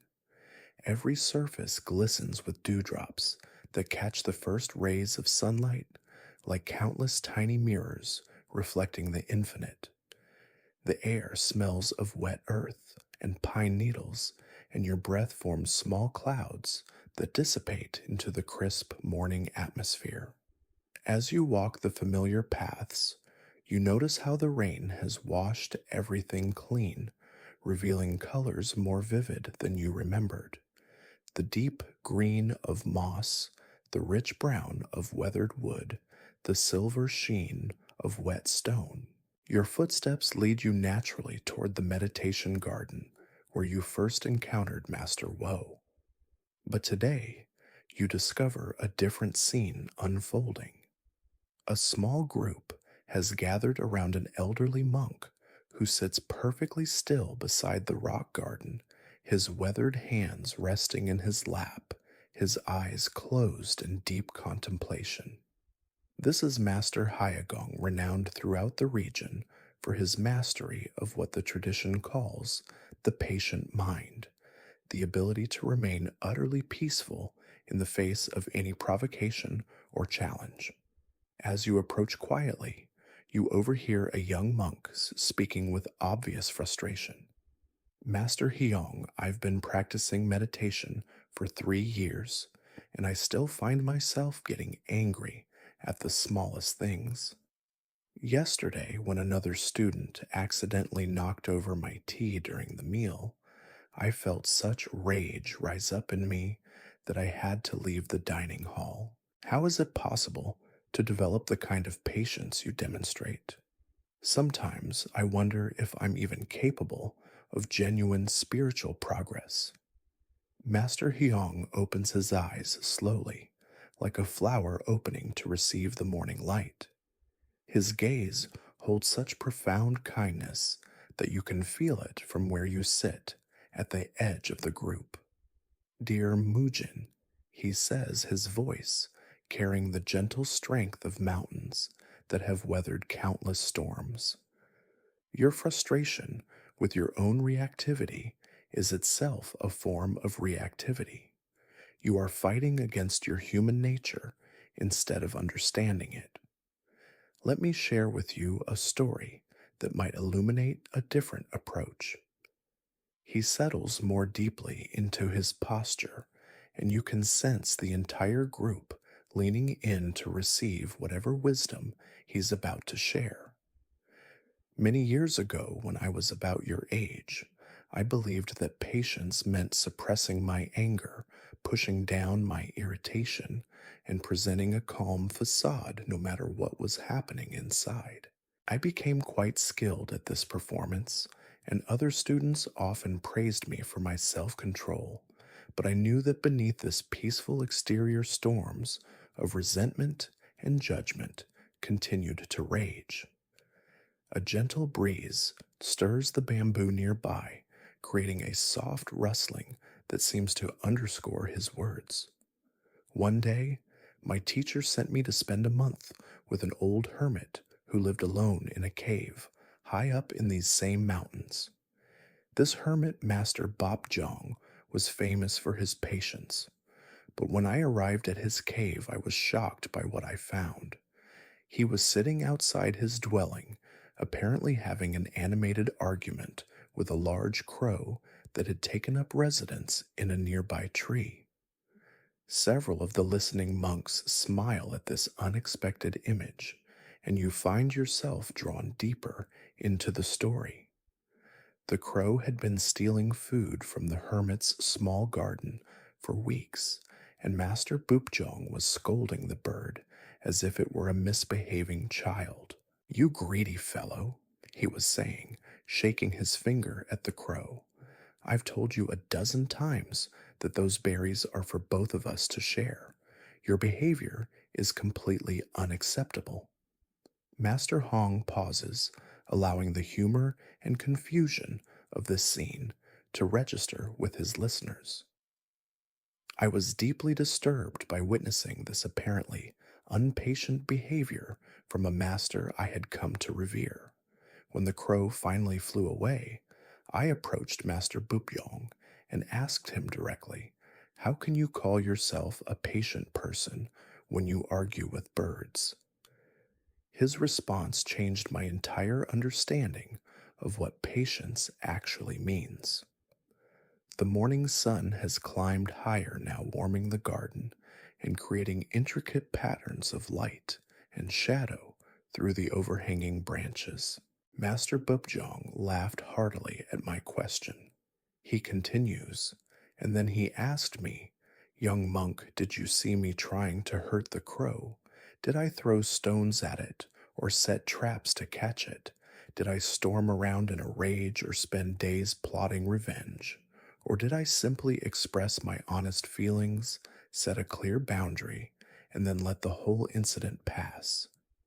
You feel something shift in your understanding as these words penetrate deeper than just intellectual comprehension. I realized in that moment that I had been confusing patience with emotional suppression, Master Hyagong explains. True patience isn't about never feeling anger or irritation. It's about feeling these emotions fully without being controlled by them. It's about responding authentically to situations while maintaining awareness of the deeper peace that cannot be disturbed by any temporary emotional weather. The young monk who had initially posed the question looks confused but intrigued. "But, Master, if we express our anger, won't that just create more conflict and disharmony?" This is where the subtlety lies. Higong responds with infinite gentleness. There's a vast difference between expressing emotion from reactivity and expressing emotion from awareness. When Master Bopyong scolded the crow, he wasn't lost in his irritation. He was using it skillfully as a form of communication. His underlying state remained peaceful and loving, even while his surface emotions provided information about boundaries and mutual respect. To demonstrate this principle, Master Hiagong stands and walks to a flowering bush nearby. He examines the branches carefully and then firmly but gently moves aside a stem that's growing in a direction that would eventually damage the plant's overall structure. This is what the gardener's patience looks like. He explains, not passive acceptance of everything, but wise intervention guided by love for the whole. Sometimes patience means setting boundaries. Sometimes it means expressing difficult truths. Sometimes it means taking firm action, all arising from the same underlying spaciousness. As he speaks, the crow from his story suddenly appears landing boldly on the edge of the fountain just a few feet away from the group. Everyone turns to look at this unexpected visitor, and Master Haong's face breaks into a delighted smile. "Ah, my old friend," he says to the bird with genuine warmth. "Still tuning in on my teachings, I see. Have you come to add your wisdom to our discussion?"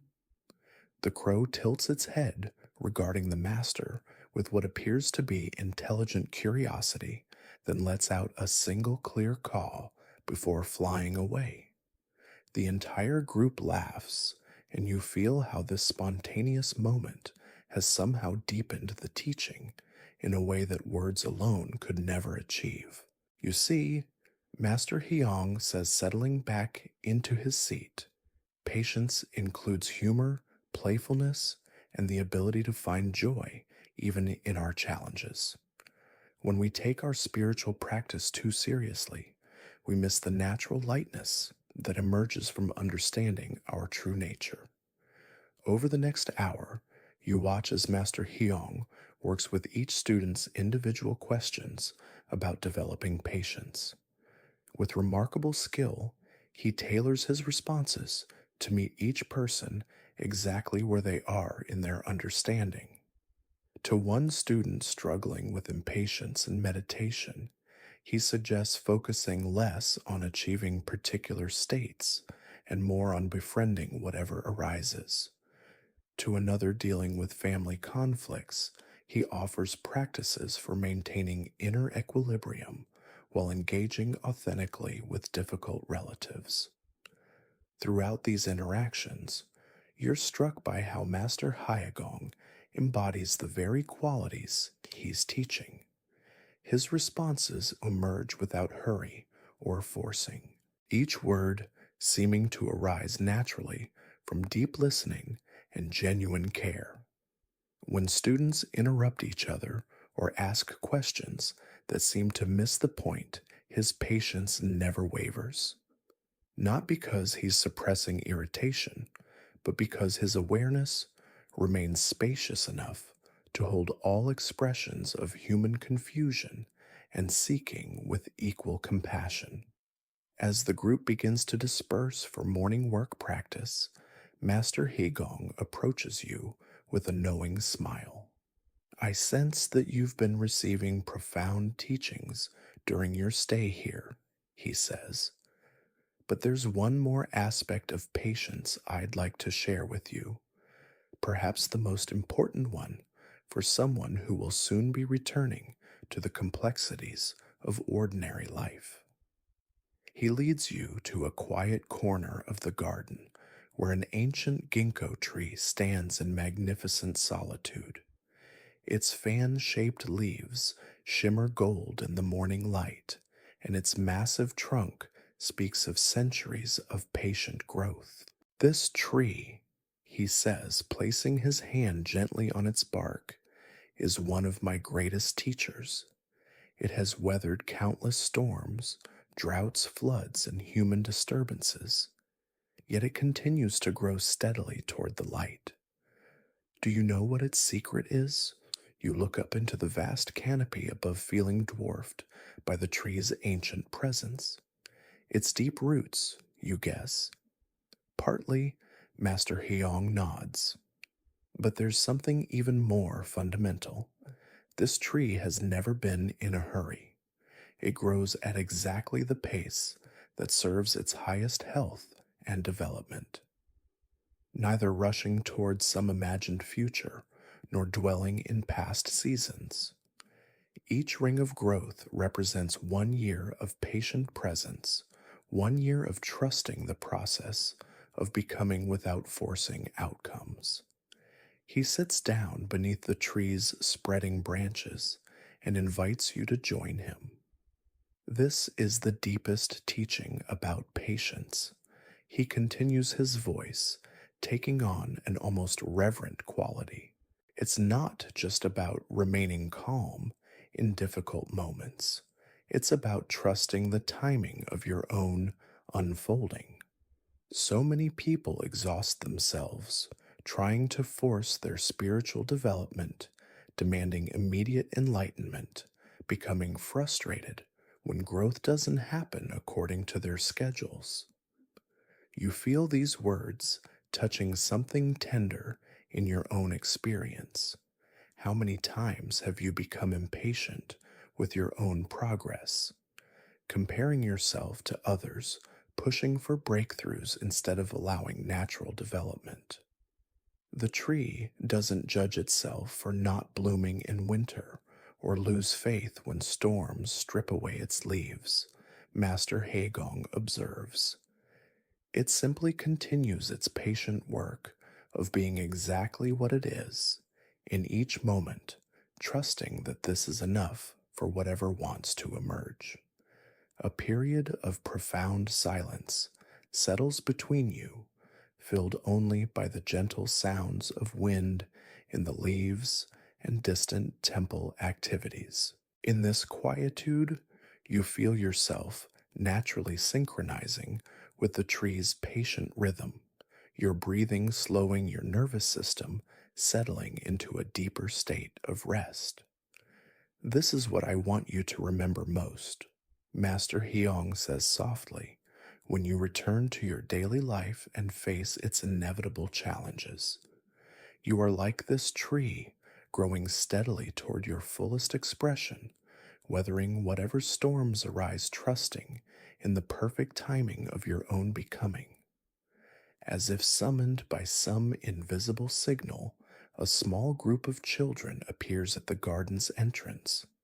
They're from the village school that occasionally visits the monastery for cultural education, and their bright faces and animated chatter bring an entirely different energy to the peaceful space. You watch with interest as Master Hyong's demeanor shifts to accommodate these young visitors, not fundamentally changing, but adapting like water, taking the shape of its container. Master Higong, one of the children, calls out, running toward him with obvious delight. Will you tell us the story about the impatient farmer, please? The other children gather around eagerly, their enthusiasm infectious and pure. You realize you're about to witness another facet of his teaching skill, the ability to convey profound wisdom through simple stories that speak to minds and hearts of any age. Of course, little ones, he says, his voice taking on the special warmth adults reserve for children. But first, let's all sit comfortably under our friend the ginkgo tree. Trees are excellent listeners, and this one has heard many stories over its long life. Once everyone is settled, Master Hyong begins. Long, long ago, there lived a farmer who was so impatient that he could barely sleep at night after planting his rice seeds. Every morning, he would rush to his fields and stare at the muddy ground, willing the little green shoots to appear. Why aren't they growing faster? He would ask his wife. My neighbor's rice was planted the same day, and I'm sure his plants will be bigger than mine. The children listen with rapt attention, and you find yourself equally drawn into the tale. Day after day, the impatient farmer became more and more worried. When the first tiny green shoots finally appeared, he was so excited that he decided to help them grow faster.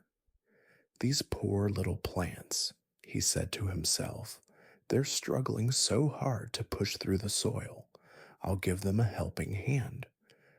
Master Hyagong pauses dramatically, and one of the children asks with concern, what did he do? Well, the master continues with a gentle smile. The impatient farmer went to his field early the next morning and began carefully pulling on each little rice shoot, trying to make them taller. He worked all day stretching every single plant in his entire field. By evening, he was exhausted but satisfied. Look how much my rice has grown in just one day, he told his wife proudly. I'm surely the best farmer in the village. The children's eyes grow wide as they anticipate what must have happened next. But when the farmer woke up the next morning and went to admire his fast-growing rice, Master Hyong's voice dropped to a whisper. Every single plant in his field had died. By trying to force them to grow faster than their natural pace, he had destroyed their delicate roots and killed his entire crop. A collective gasp rises from the children, and you feel the power of this simple story hitting something deep in your own understanding. The farmer learned a very important lesson that day.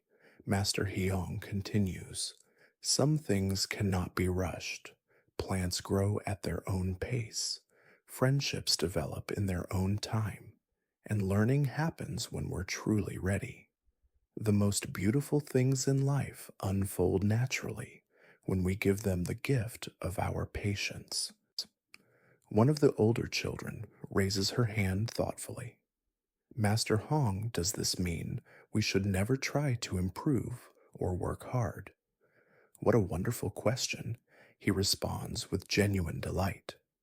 The farmer's mistake wasn't in caring for his rice or wanting it to grow well. His mistake was in not trusting the natural process and trying to force results through impatience. There's a big difference between nurturing growth and forcing it. When you study for school practice music or learn to ride a bicycle, you're nurturing your own growth. But if you become frustrated and impatient, trying to skip steps or demanding instant mastery, you might actually slow down your progress. As the children absorb this wisdom, you reflect on how perfectly this story captures what you've been learning throughout your stay at the monastery. Every teaching has pointed toward the same fundamental truth. When we stop fighting against the natural flow of life and learn to work with it skillfully, everything becomes easier and more effective.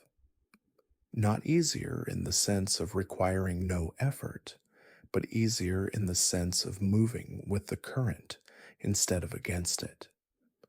The children eventually disperse to explore other parts of the monastery, their laughter and excited voices gradually fading as they move toward the main buildings. Master Hyong watches them go with evident fondness, then turns back to you with a smile that seems to hold all the warmth and wisdom of countless seasons. Children are natural teachers of patience, he observes. They remind us that growth is meant to be joyful, that learning can be playful, and that the present moment is the only place where real development actually happens. The morning sun has grown quite warm by now, and you notice that the dew on the grass has evaporated, leaving everything fresh and bright. Master, you find yourself asking, as I prepare to leave this place and return to my ordinary life, how can I maintain the patience and presence I've discovered here? I'm concerned that the pressures and distractions of daily life will quickly erode these insights. His eyes soften with understanding, and you sense that this is a question he's answered many times for many students. The most important thing to remember, he says, rising and beginning to walk slowly toward the monastery's main courtyard, is that patience is not a destination you reach, but a muscle you strengthen. Every moment offers an opportunity to practice. Waiting in line at the store dealing with traffic, listening to someone whose opinions differ from yours, even tolerating your own imperfections and mistakes. As you walk together, you pass other students and teachers going about their daily activities. Each person you encounter nods respectfully to Master Hyong, and you notice how his mere presence seems to create ripples of calm and centeredness in everyone around him. The secret, he continues, is to start small and be consistent. Don't try to become perfectly patient overnight. Remember the story of the impatient farmer.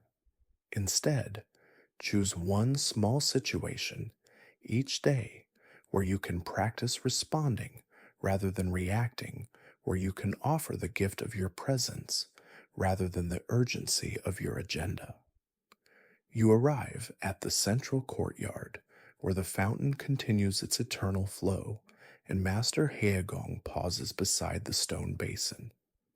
This fountain has been flowing for over 300 years, he tells you.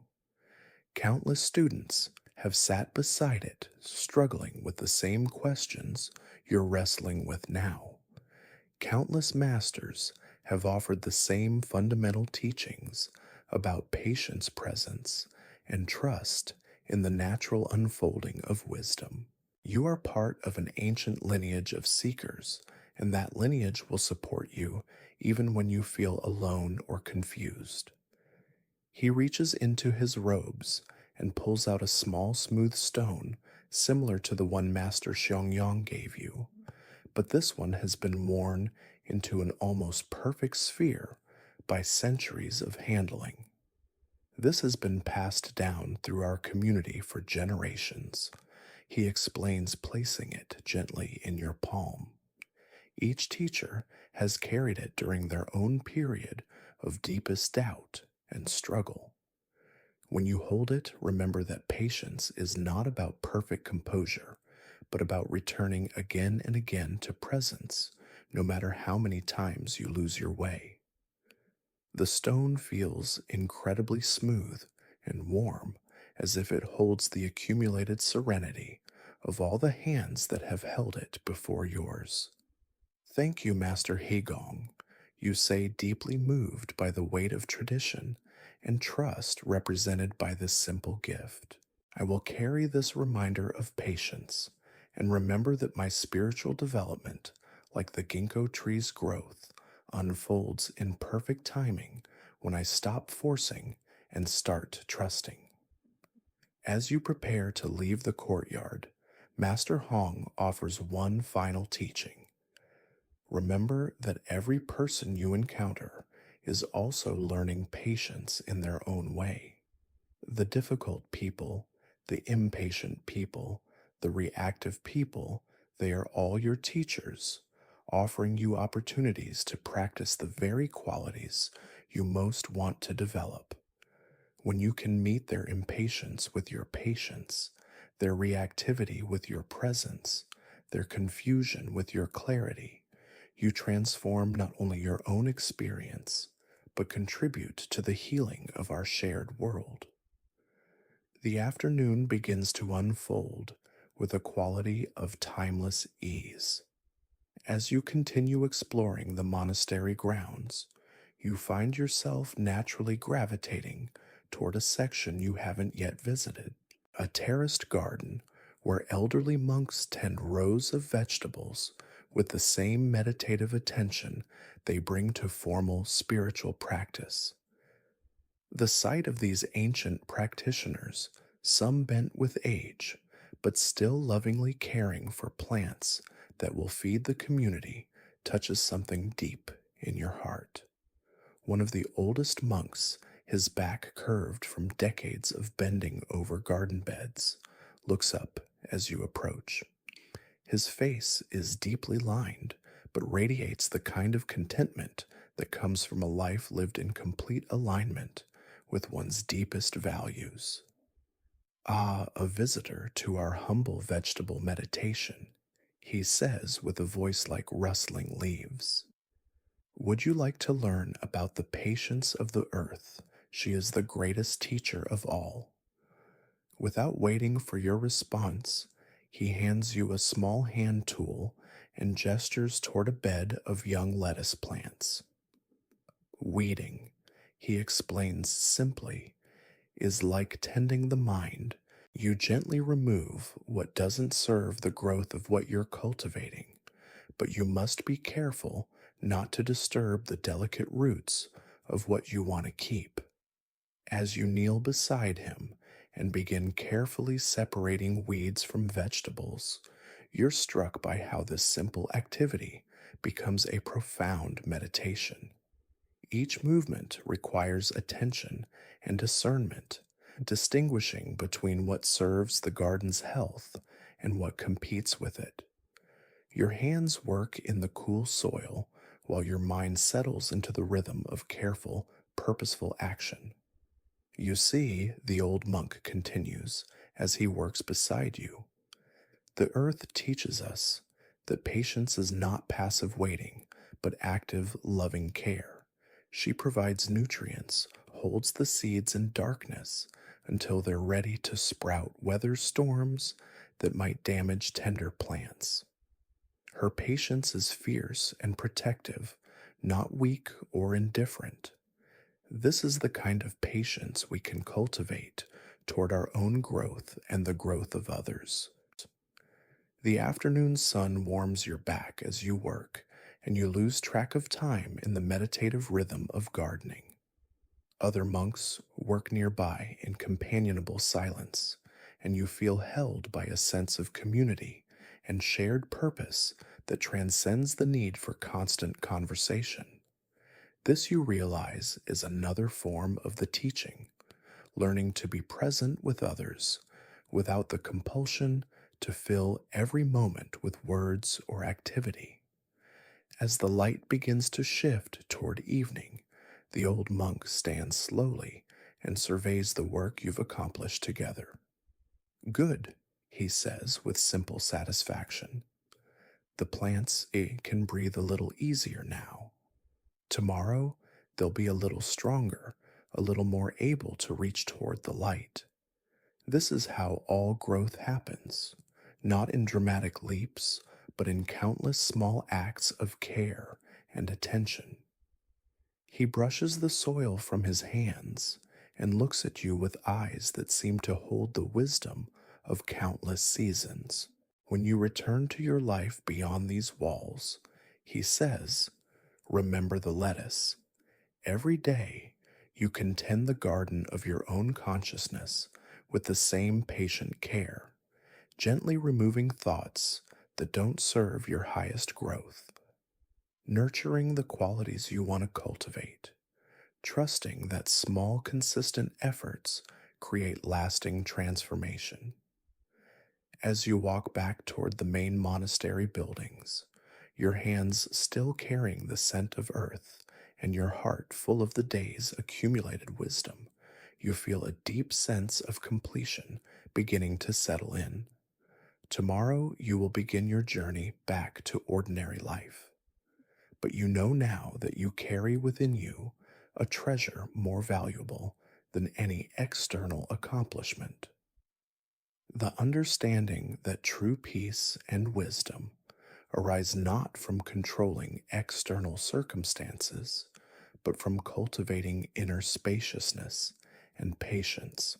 Every challenge that awaits you in the world beyond these walls is simply another opportunity to practice these timeless teachings, another chance to embody the profound simplicity of responding rather than reacting.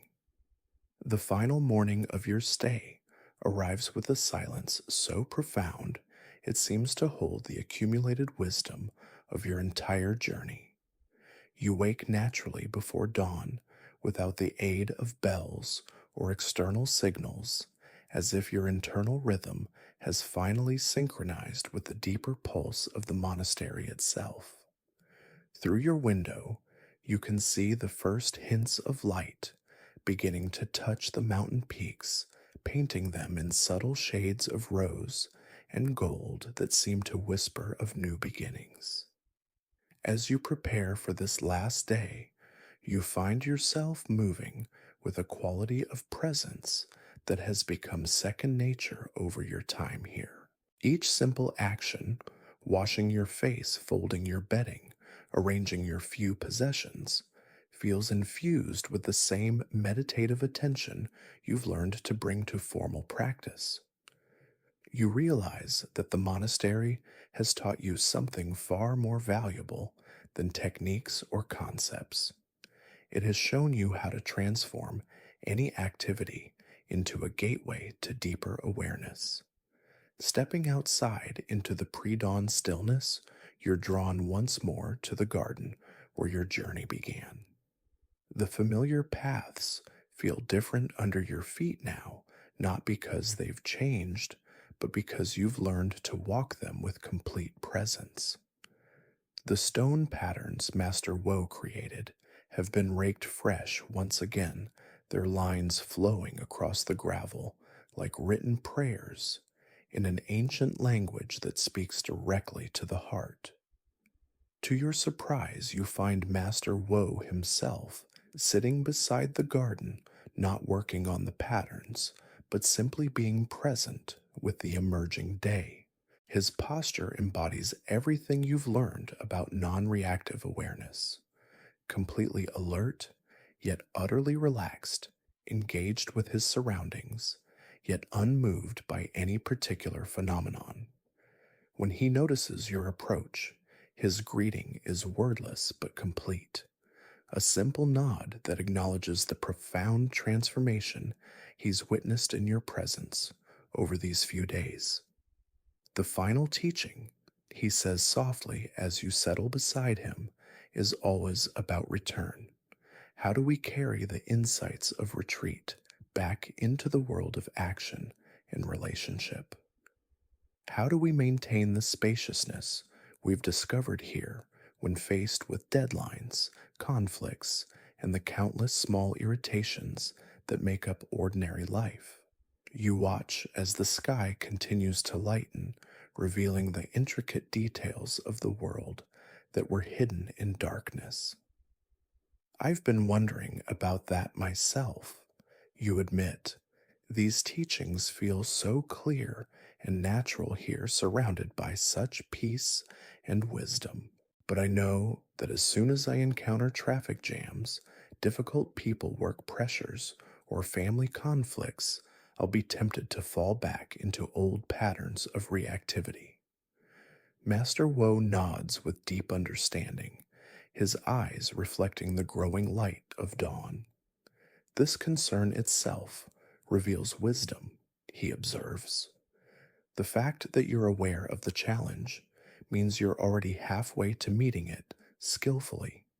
But let me share something that might surprise you. The monastery is not actually a peaceful place. This statement catches you completely off guard. What do you mean?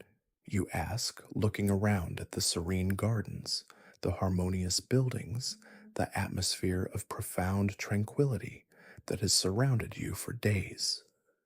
The monastery is full of human beings, he explains with a gentle smile, which means it's full of the same challenges you'll face in any human community: personality conflicts, disagreements about how things should be done, occasional selfishness moments of doubt and confusion. The difference is not that these challenges don't exist here, but that we've learned to meet them from a place of awareness rather than reactivity. We've created a culture where the default response to difficulty is presence rather than defensiveness. As if summoned to illustrate his point, the sound of raised voices drifts across the courtyard from one of the kitchen buildings. You can't make out the words, but the tone suggests some kind of disagreement or frustration. Rather than ignoring this disruption to the monastery's peaceful atmosphere, Master Woe gestures toward the sound. Shall we go see how our teaching applies to real-time human conflict? You follow him toward the kitchen, where you discover two young monks engaged in what appears to be a heated discussion about food preparation. One insists that the rice has been overcooked and needs to be started fresh, while the other argues that it's perfectly acceptable and starting over would waste precious resources. Their voices are tense, their body language defensive, and you can see how their different opinions have triggered deeper issues around competence, authority, and personal pride. What happens next demonstrates the profound difference between a community trained in awareness and one operating from pure reactivity. Instead of intervening directly or taking sides, Master Woe simply enters the kitchen and begins quietly examining the disputed rice. His presence immediately changes the energy in the room, not through any dramatic action, but through the simple power of non reactive awareness meeting reactive energy. Brothers, he says gently, his voice cutting through the tension like warm butter. I can see that you both care deeply about serving our community. Well, this disagreement isn't really about rice, is it? It's about each of you wanting to do your best work and feeling frustrated when your standards seem to conflict with someone else's. The two monks pause their defensive postures, beginning to soften as they recognize the truth in his observation. Brother Hegwin, Master, Wu continues addressing the monk who wanted to start over. Your attention to detail and high standards are gifts to our community. In Brother Miran, he turns to the other, your concern for not wasting resources and your practical wisdom are equally valuable. How might we honor both of these qualities in finding a solution? You watch in fascination as the entire dynamic shifts from conflict to collaboration. The monks begin talking to each other instead of at each other, acknowledging the validity of both perspectives and brainstorming ways to address the current situation that honor both excellence and practicality. Within minutes, they've agreed on a solution that neither had initially considered, using the slightly overcooked rice for a different dish where the texture would actually be an advantage. As the three of you leave the kitchen, Master Woe turns to you with a knowing smile. You see, the monastery doesn't eliminate human challenges. It provides a laboratory for learning to meet them with wisdom. Those same skills that just transformed a conflict into creative collaboration can be applied anywhere human beings interact with each other. You spend the morning walking through different areas of the monastery, and with your new understanding, you begin to notice subtle signs of the ordinary human dramas that Master Woe described. A student struggling with self doubt about their meditation practice. Two teachers having a respectful but firm disagreement about scheduling. An elderly monk dealing with physical pain that makes him occasionally impatient with slower moving students. What strikes you most is not the absence of these challenges, but the way they're met with such consistent presence and skill. The secret, Master Wu explains, as you pause beside the fountain where you learned about being space for all experience, is that we've made consciousness itself our primary practice.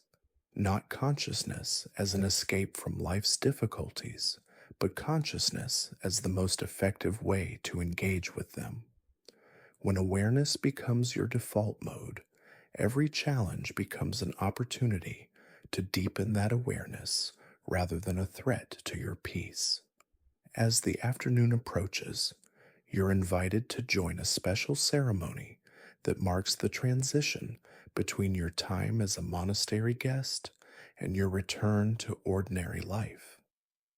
The entire community gathers in the main meditation hall, creating a circle that includes not only the permanent residents, but also the other visitors and students who have been sharing this sacred space. At the center of the circle sits a simple altar holding a single candle, its flame steady and unwavering despite the gentle air currents in the room. Master Jigwan, the eldest teacher, who first pointed you toward your true nature as pure awareness, rises to address the group. Today, we honor the timeless truth that every arrival contains within it the seeds of departure, and every departure carries the essence of what has been received. Our friend here has spent these days remembering what they have always known, but perhaps temporarily forgotten. That peace is their true nature, wisdom is their birthright, and love is their deepest response to existence itself. One by one, each of the teachers you've encountered offers a brief reflection on some aspect of the teachings you've received. Master Seong Yong speaks about becoming space for all experience. Master Miawan shares insights about effortless action. Master Hiyong reminds you of patience as a form of trust in natural timing. As they speak, you feel the various strands of wisdom you've received weaving together into a seamless understanding that transcends any individual teaching. But the most important voice in this circle, Master Jigwan concludes, is your own. Would you share with us what you're taking from this experience? Not just the concepts you've learned, but the lived understanding that will guide you as you re enter the world beyond these walls. For a moment, you sit in the profound silence of the circle, feeling the weight of the question and the loving attention of the entire community. When you finally speak, the words seem to emerge from a depth you didn't know you possessed. I'm taking with me the understanding that I am not the small reactive self I thought I was, you begin. I am the awareness in which all experience arises and passes away. This awareness cannot be disturbed by anything it witnesses, and from this place, I can respond to any situation with wisdom and compassion rather than react from old wounds and fears. You pause, feeling into the truth of these words as they settle in your heart. I've learned that non-reaction doesn't mean becoming passive or indifferent, but rather becoming so spacious and present that my responses arise from clarity rather than confusion. Every difficult person I encounter is offering me a chance to practice this presence. Every challenging situation is an opportunity to remember who I really am. And every moment of forgetting is simply another doorway back to remembering.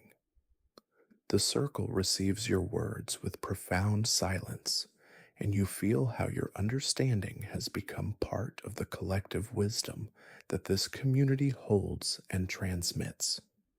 Master Wu approaches with a small leather-bound journal that has been aged by many hands. This contains reflections from students who have sat where you're sitting now, he explains. Some wrote poems, others drew pictures, some simply recorded a single word or phrase that captured their deepest insight. Would you add your voice to this lineage of seekers? You accept the journal with hands that tremble slightly from the honor of this request. As you flip through its pages, you see decades of heartfelt expressions from people whose lives were touched by these same teachings. Some entries are sophisticated philosophical reflections. Others are simple drawings or single words like home, peace, or remembering. When you find a blank page, you sit quietly for several minutes, allowing whatever wants to emerge to arise naturally. Finally, you write, I came seeking to learn how not to react, and I discovered that what I am cannot be moved by any reaction. The waves thought they needed to become calm, but they discovered they were always the ocean. Below this, you draw a simple circle, empty, yet complete, boundless, yet perfectly whole. As the ceremony concludes with a period of silent meditation, you feel the profound integration of everything you've learned settling into your bones. The silence is not empty, but full pregnant with the accumulated wisdom of centuries of practitioners who have walked this same path of awakening. When the final bell rings, marking the end of your formal time as a monastery student, you feel ready to carry this treasure back into the world. The evening meal is especially festive, with the entire community gathering to celebrate not just your departure, but the continuity of the teachings that will flow through you into whatever life situations you encounter. Conversations flow naturally between profound spiritual insights and light-hearted humor, demonstrating how the deepest wisdom often expresses itself through the most ordinary human connections. You realize that this integration of sacred and mundane is perhaps the most important teaching of all. That awakened awareness doesn't separate us from life, but allows us to engage with it more fully and skillfully. As the evening progresses, you find yourself in small group conversations with other visitors who are also preparing to leave. Each person has received the teachings through their own unique lens of experience and understanding. Yet beneath the surface differences, you recognize the same fundamental transformation that has occurred in your own awareness. You're struck by how the monastery serves as a kind of laboratory where people from all walks of life can discover their shared essence beneath the surface differences of personality culture and personal history. One visitor, a business executive from Tokyo, shares how the teachings about non reaction have already begun transforming her approach to corporate conflicts. Another, a retired teacher from California, describes how the understanding of spacious awareness has helped him navigate the challenges of aging and physical limitation with greater grace. A young artist from Berlin explains how the principles of effortless action have revolutionized her creative process, allowing her work to emerge from a place of flow rather than forced effort. Listening to these diverse applications of the same fundamental insights, you begin to appreciate the universal nature of what you've learned. These are not exotic philosophical concepts relevant only to monastic life, but practical wisdom principles that can transform any human situation when applied with sincerity and consistency. The monastery has served as a protected environment where you could discover and practice these principles, but their real test and value will come through their application in the complexity of ordinary life. As the night deepens and the community begins to disperse for personal study and rest, Master Woe approaches you for a final private conversation. Tomorrow you begin the journey home, he says, settling beside you on a bench overlooking the moonlit valley. But I want you to understand that home is not a place you're traveling toward. It's the awareness you're traveling as. Every step of your journey, every person you encounter, every challenge you face will be arising within the same spacious consciousness you've learned to recognize here. The moonlight illuminates the entire valley spread below, and you can see the lights of distant villages twinkling like stars that have fallen to earth. Each of those lights represents human beings who are struggling with the same fundamental questions you brought here. Master Woe continues how to find peace in the midst of chaos, how to respond wisely rather than react blindly, how to maintain connection with their deepest nature while navigating the demands of practical life.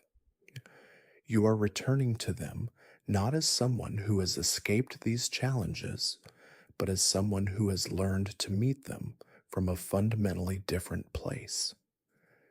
He stands and walks to the edge of the overlook, his silhouette framed against the star-filled sky. The monastery will always be here when you need to remember these teachings, he says. But more importantly, the monastery you've discovered within your own awareness will travel with you wherever you go, every moment of presence is a return to this sacred space.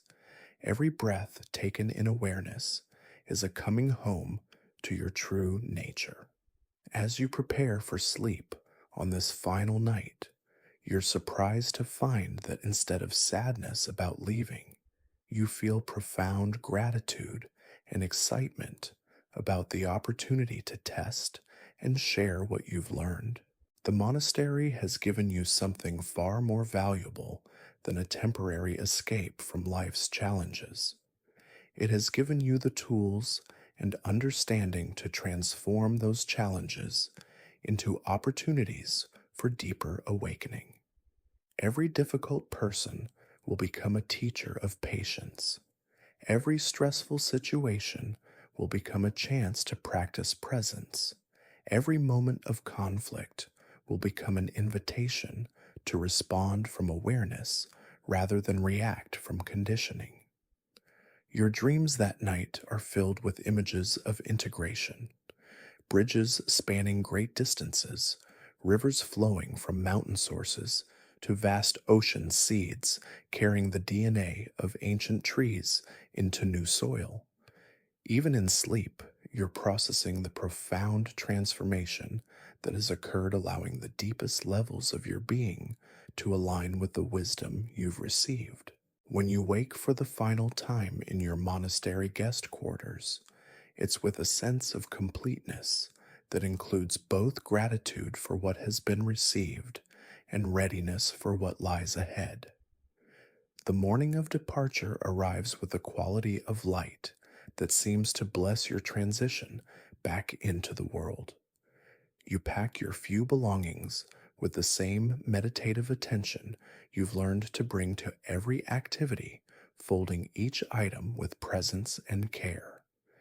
The stones and small gifts you've received from various teachers feel like tangible reminders of intangible wisdom, physical anchors that will help you remember these insights when the intensity of ordinary life threatens to sweep them away. Your final walk through the monastery grounds becomes a kind of walking meditation, each familiar path and building offering its own teaching about impermanence and gratitude. The garden where you first encountered Master Wo's demonstration of non-reaction, the fountain where you learned about spacious awareness, the hermitage where you discovered effortless action, the ginkgo tree that taught you about patient timing. Each location holds layers of meaning that will continue to unfold long after you've physically left this place. The entire community gathers at the monastery gates to offer their farewell blessings, creating a circle of presence that honors both your journey and their own commitment to the path of awakening. No one offers advice about how to maintain your practice or warnings about the challenges you'll face. Instead, they simply embody the qualities they've spent years cultivating: presence, compassion, wisdom, humor, and the unshakable knowing that what you've discovered here can never truly be lost because it was never truly absent. Master Wo approaches for the final teaching, but instead of words, he simply places his hands together and bows deeply, honoring the Buddha nature that has awakened more fully through your time here. In that bow, you feel the transmission of the entire lineage of awakened beings who have discovered and shared these same timeless truths. When you bow in return, it's not just a gesture of respect, but a recognition of the same awakened essence that connects all beings, regardless of their apparent differences. As you walk through the monastery gates, for the final time, you carry with you not just memories of a transformative experience, but a fundamentally altered understanding of who you are and how life works. The path ahead winds down the mountain toward the valley where ordinary life continues its eternal dance of challenges and opportunities. But you walk that path now as someone who knows that there is no such thing as ordinary life, only life met with ordinary consciousness, or life met with awakened awareness. The monastery bells ring one final time as you reach the first bend in the path, their tones following you like a benediction into the wider world. But you know now that you carry within you a bell that can ring at any moment, calling you back to presence, back to awareness, back to the unshakable peace that is your true nature. Every person you'll meet, every situation you'll encounter, every breath you'll take is an opportunity to live from this understanding, to demonstrate through your own being that it's possible to remain unmoved by the storms of life while still engaging fully with its endless creativity. The final teaching of the monastery reveals itself not in words, but in the simple recognition that there is no final teaching, only an endless deepening into the mystery of awareness, discovering itself through countless forms and circumstances. You are not leaving the monastery behind, but carrying its essence forward, becoming a living bridge between the wisdom of ages and the needs of this moment. In every act of non reaction, every response born from presence, every moment of spacious awareness, you become part of an ancient current of awakening that flows through all traditions and touches all hearts, ready to receive its transformative power. As the monastery disappears from view behind the mountain curves, you feel not loss, but expansion. The boundaries between sacred and mundane, between monastery and world, between teacher and student, dissolving into the recognition that all of life is one continuous teaching when met with the awareness you've learned to cultivate. The power of not reacting is not something you've acquired, but something you've remembered, not something you must maintain, but something that maintains itself when you simply rest in your true nature. And with each step toward home, you carry that recognition deeper into a world that desperately needs the gifts of presence, wisdom, and unshakable peace that flow naturally from the awakened heart. As our journey through these ancient teachings draws to a close, let the profound words of the Buddha himself illuminate the path you now carry forward. Peace comes from within. Do not seek it without. In every moment of your daily life, remember that the unshakable peace you discovered in that mountain monastery was never dependent on external circumstances. It was always your true nature waiting to be recognized. The Buddha taught us, you will not be punished for your anger. You will be punished by your anger. Each time you feel the familiar surge of reactivity rising within you, remember the merchant in the garden. Remember Master Wango's steady hands. Remember that you are the space in which all emotions arise and pass away. Your reactions cannot touch the vast awareness that you truly are. Hatred does not cease by hatred, but only by love.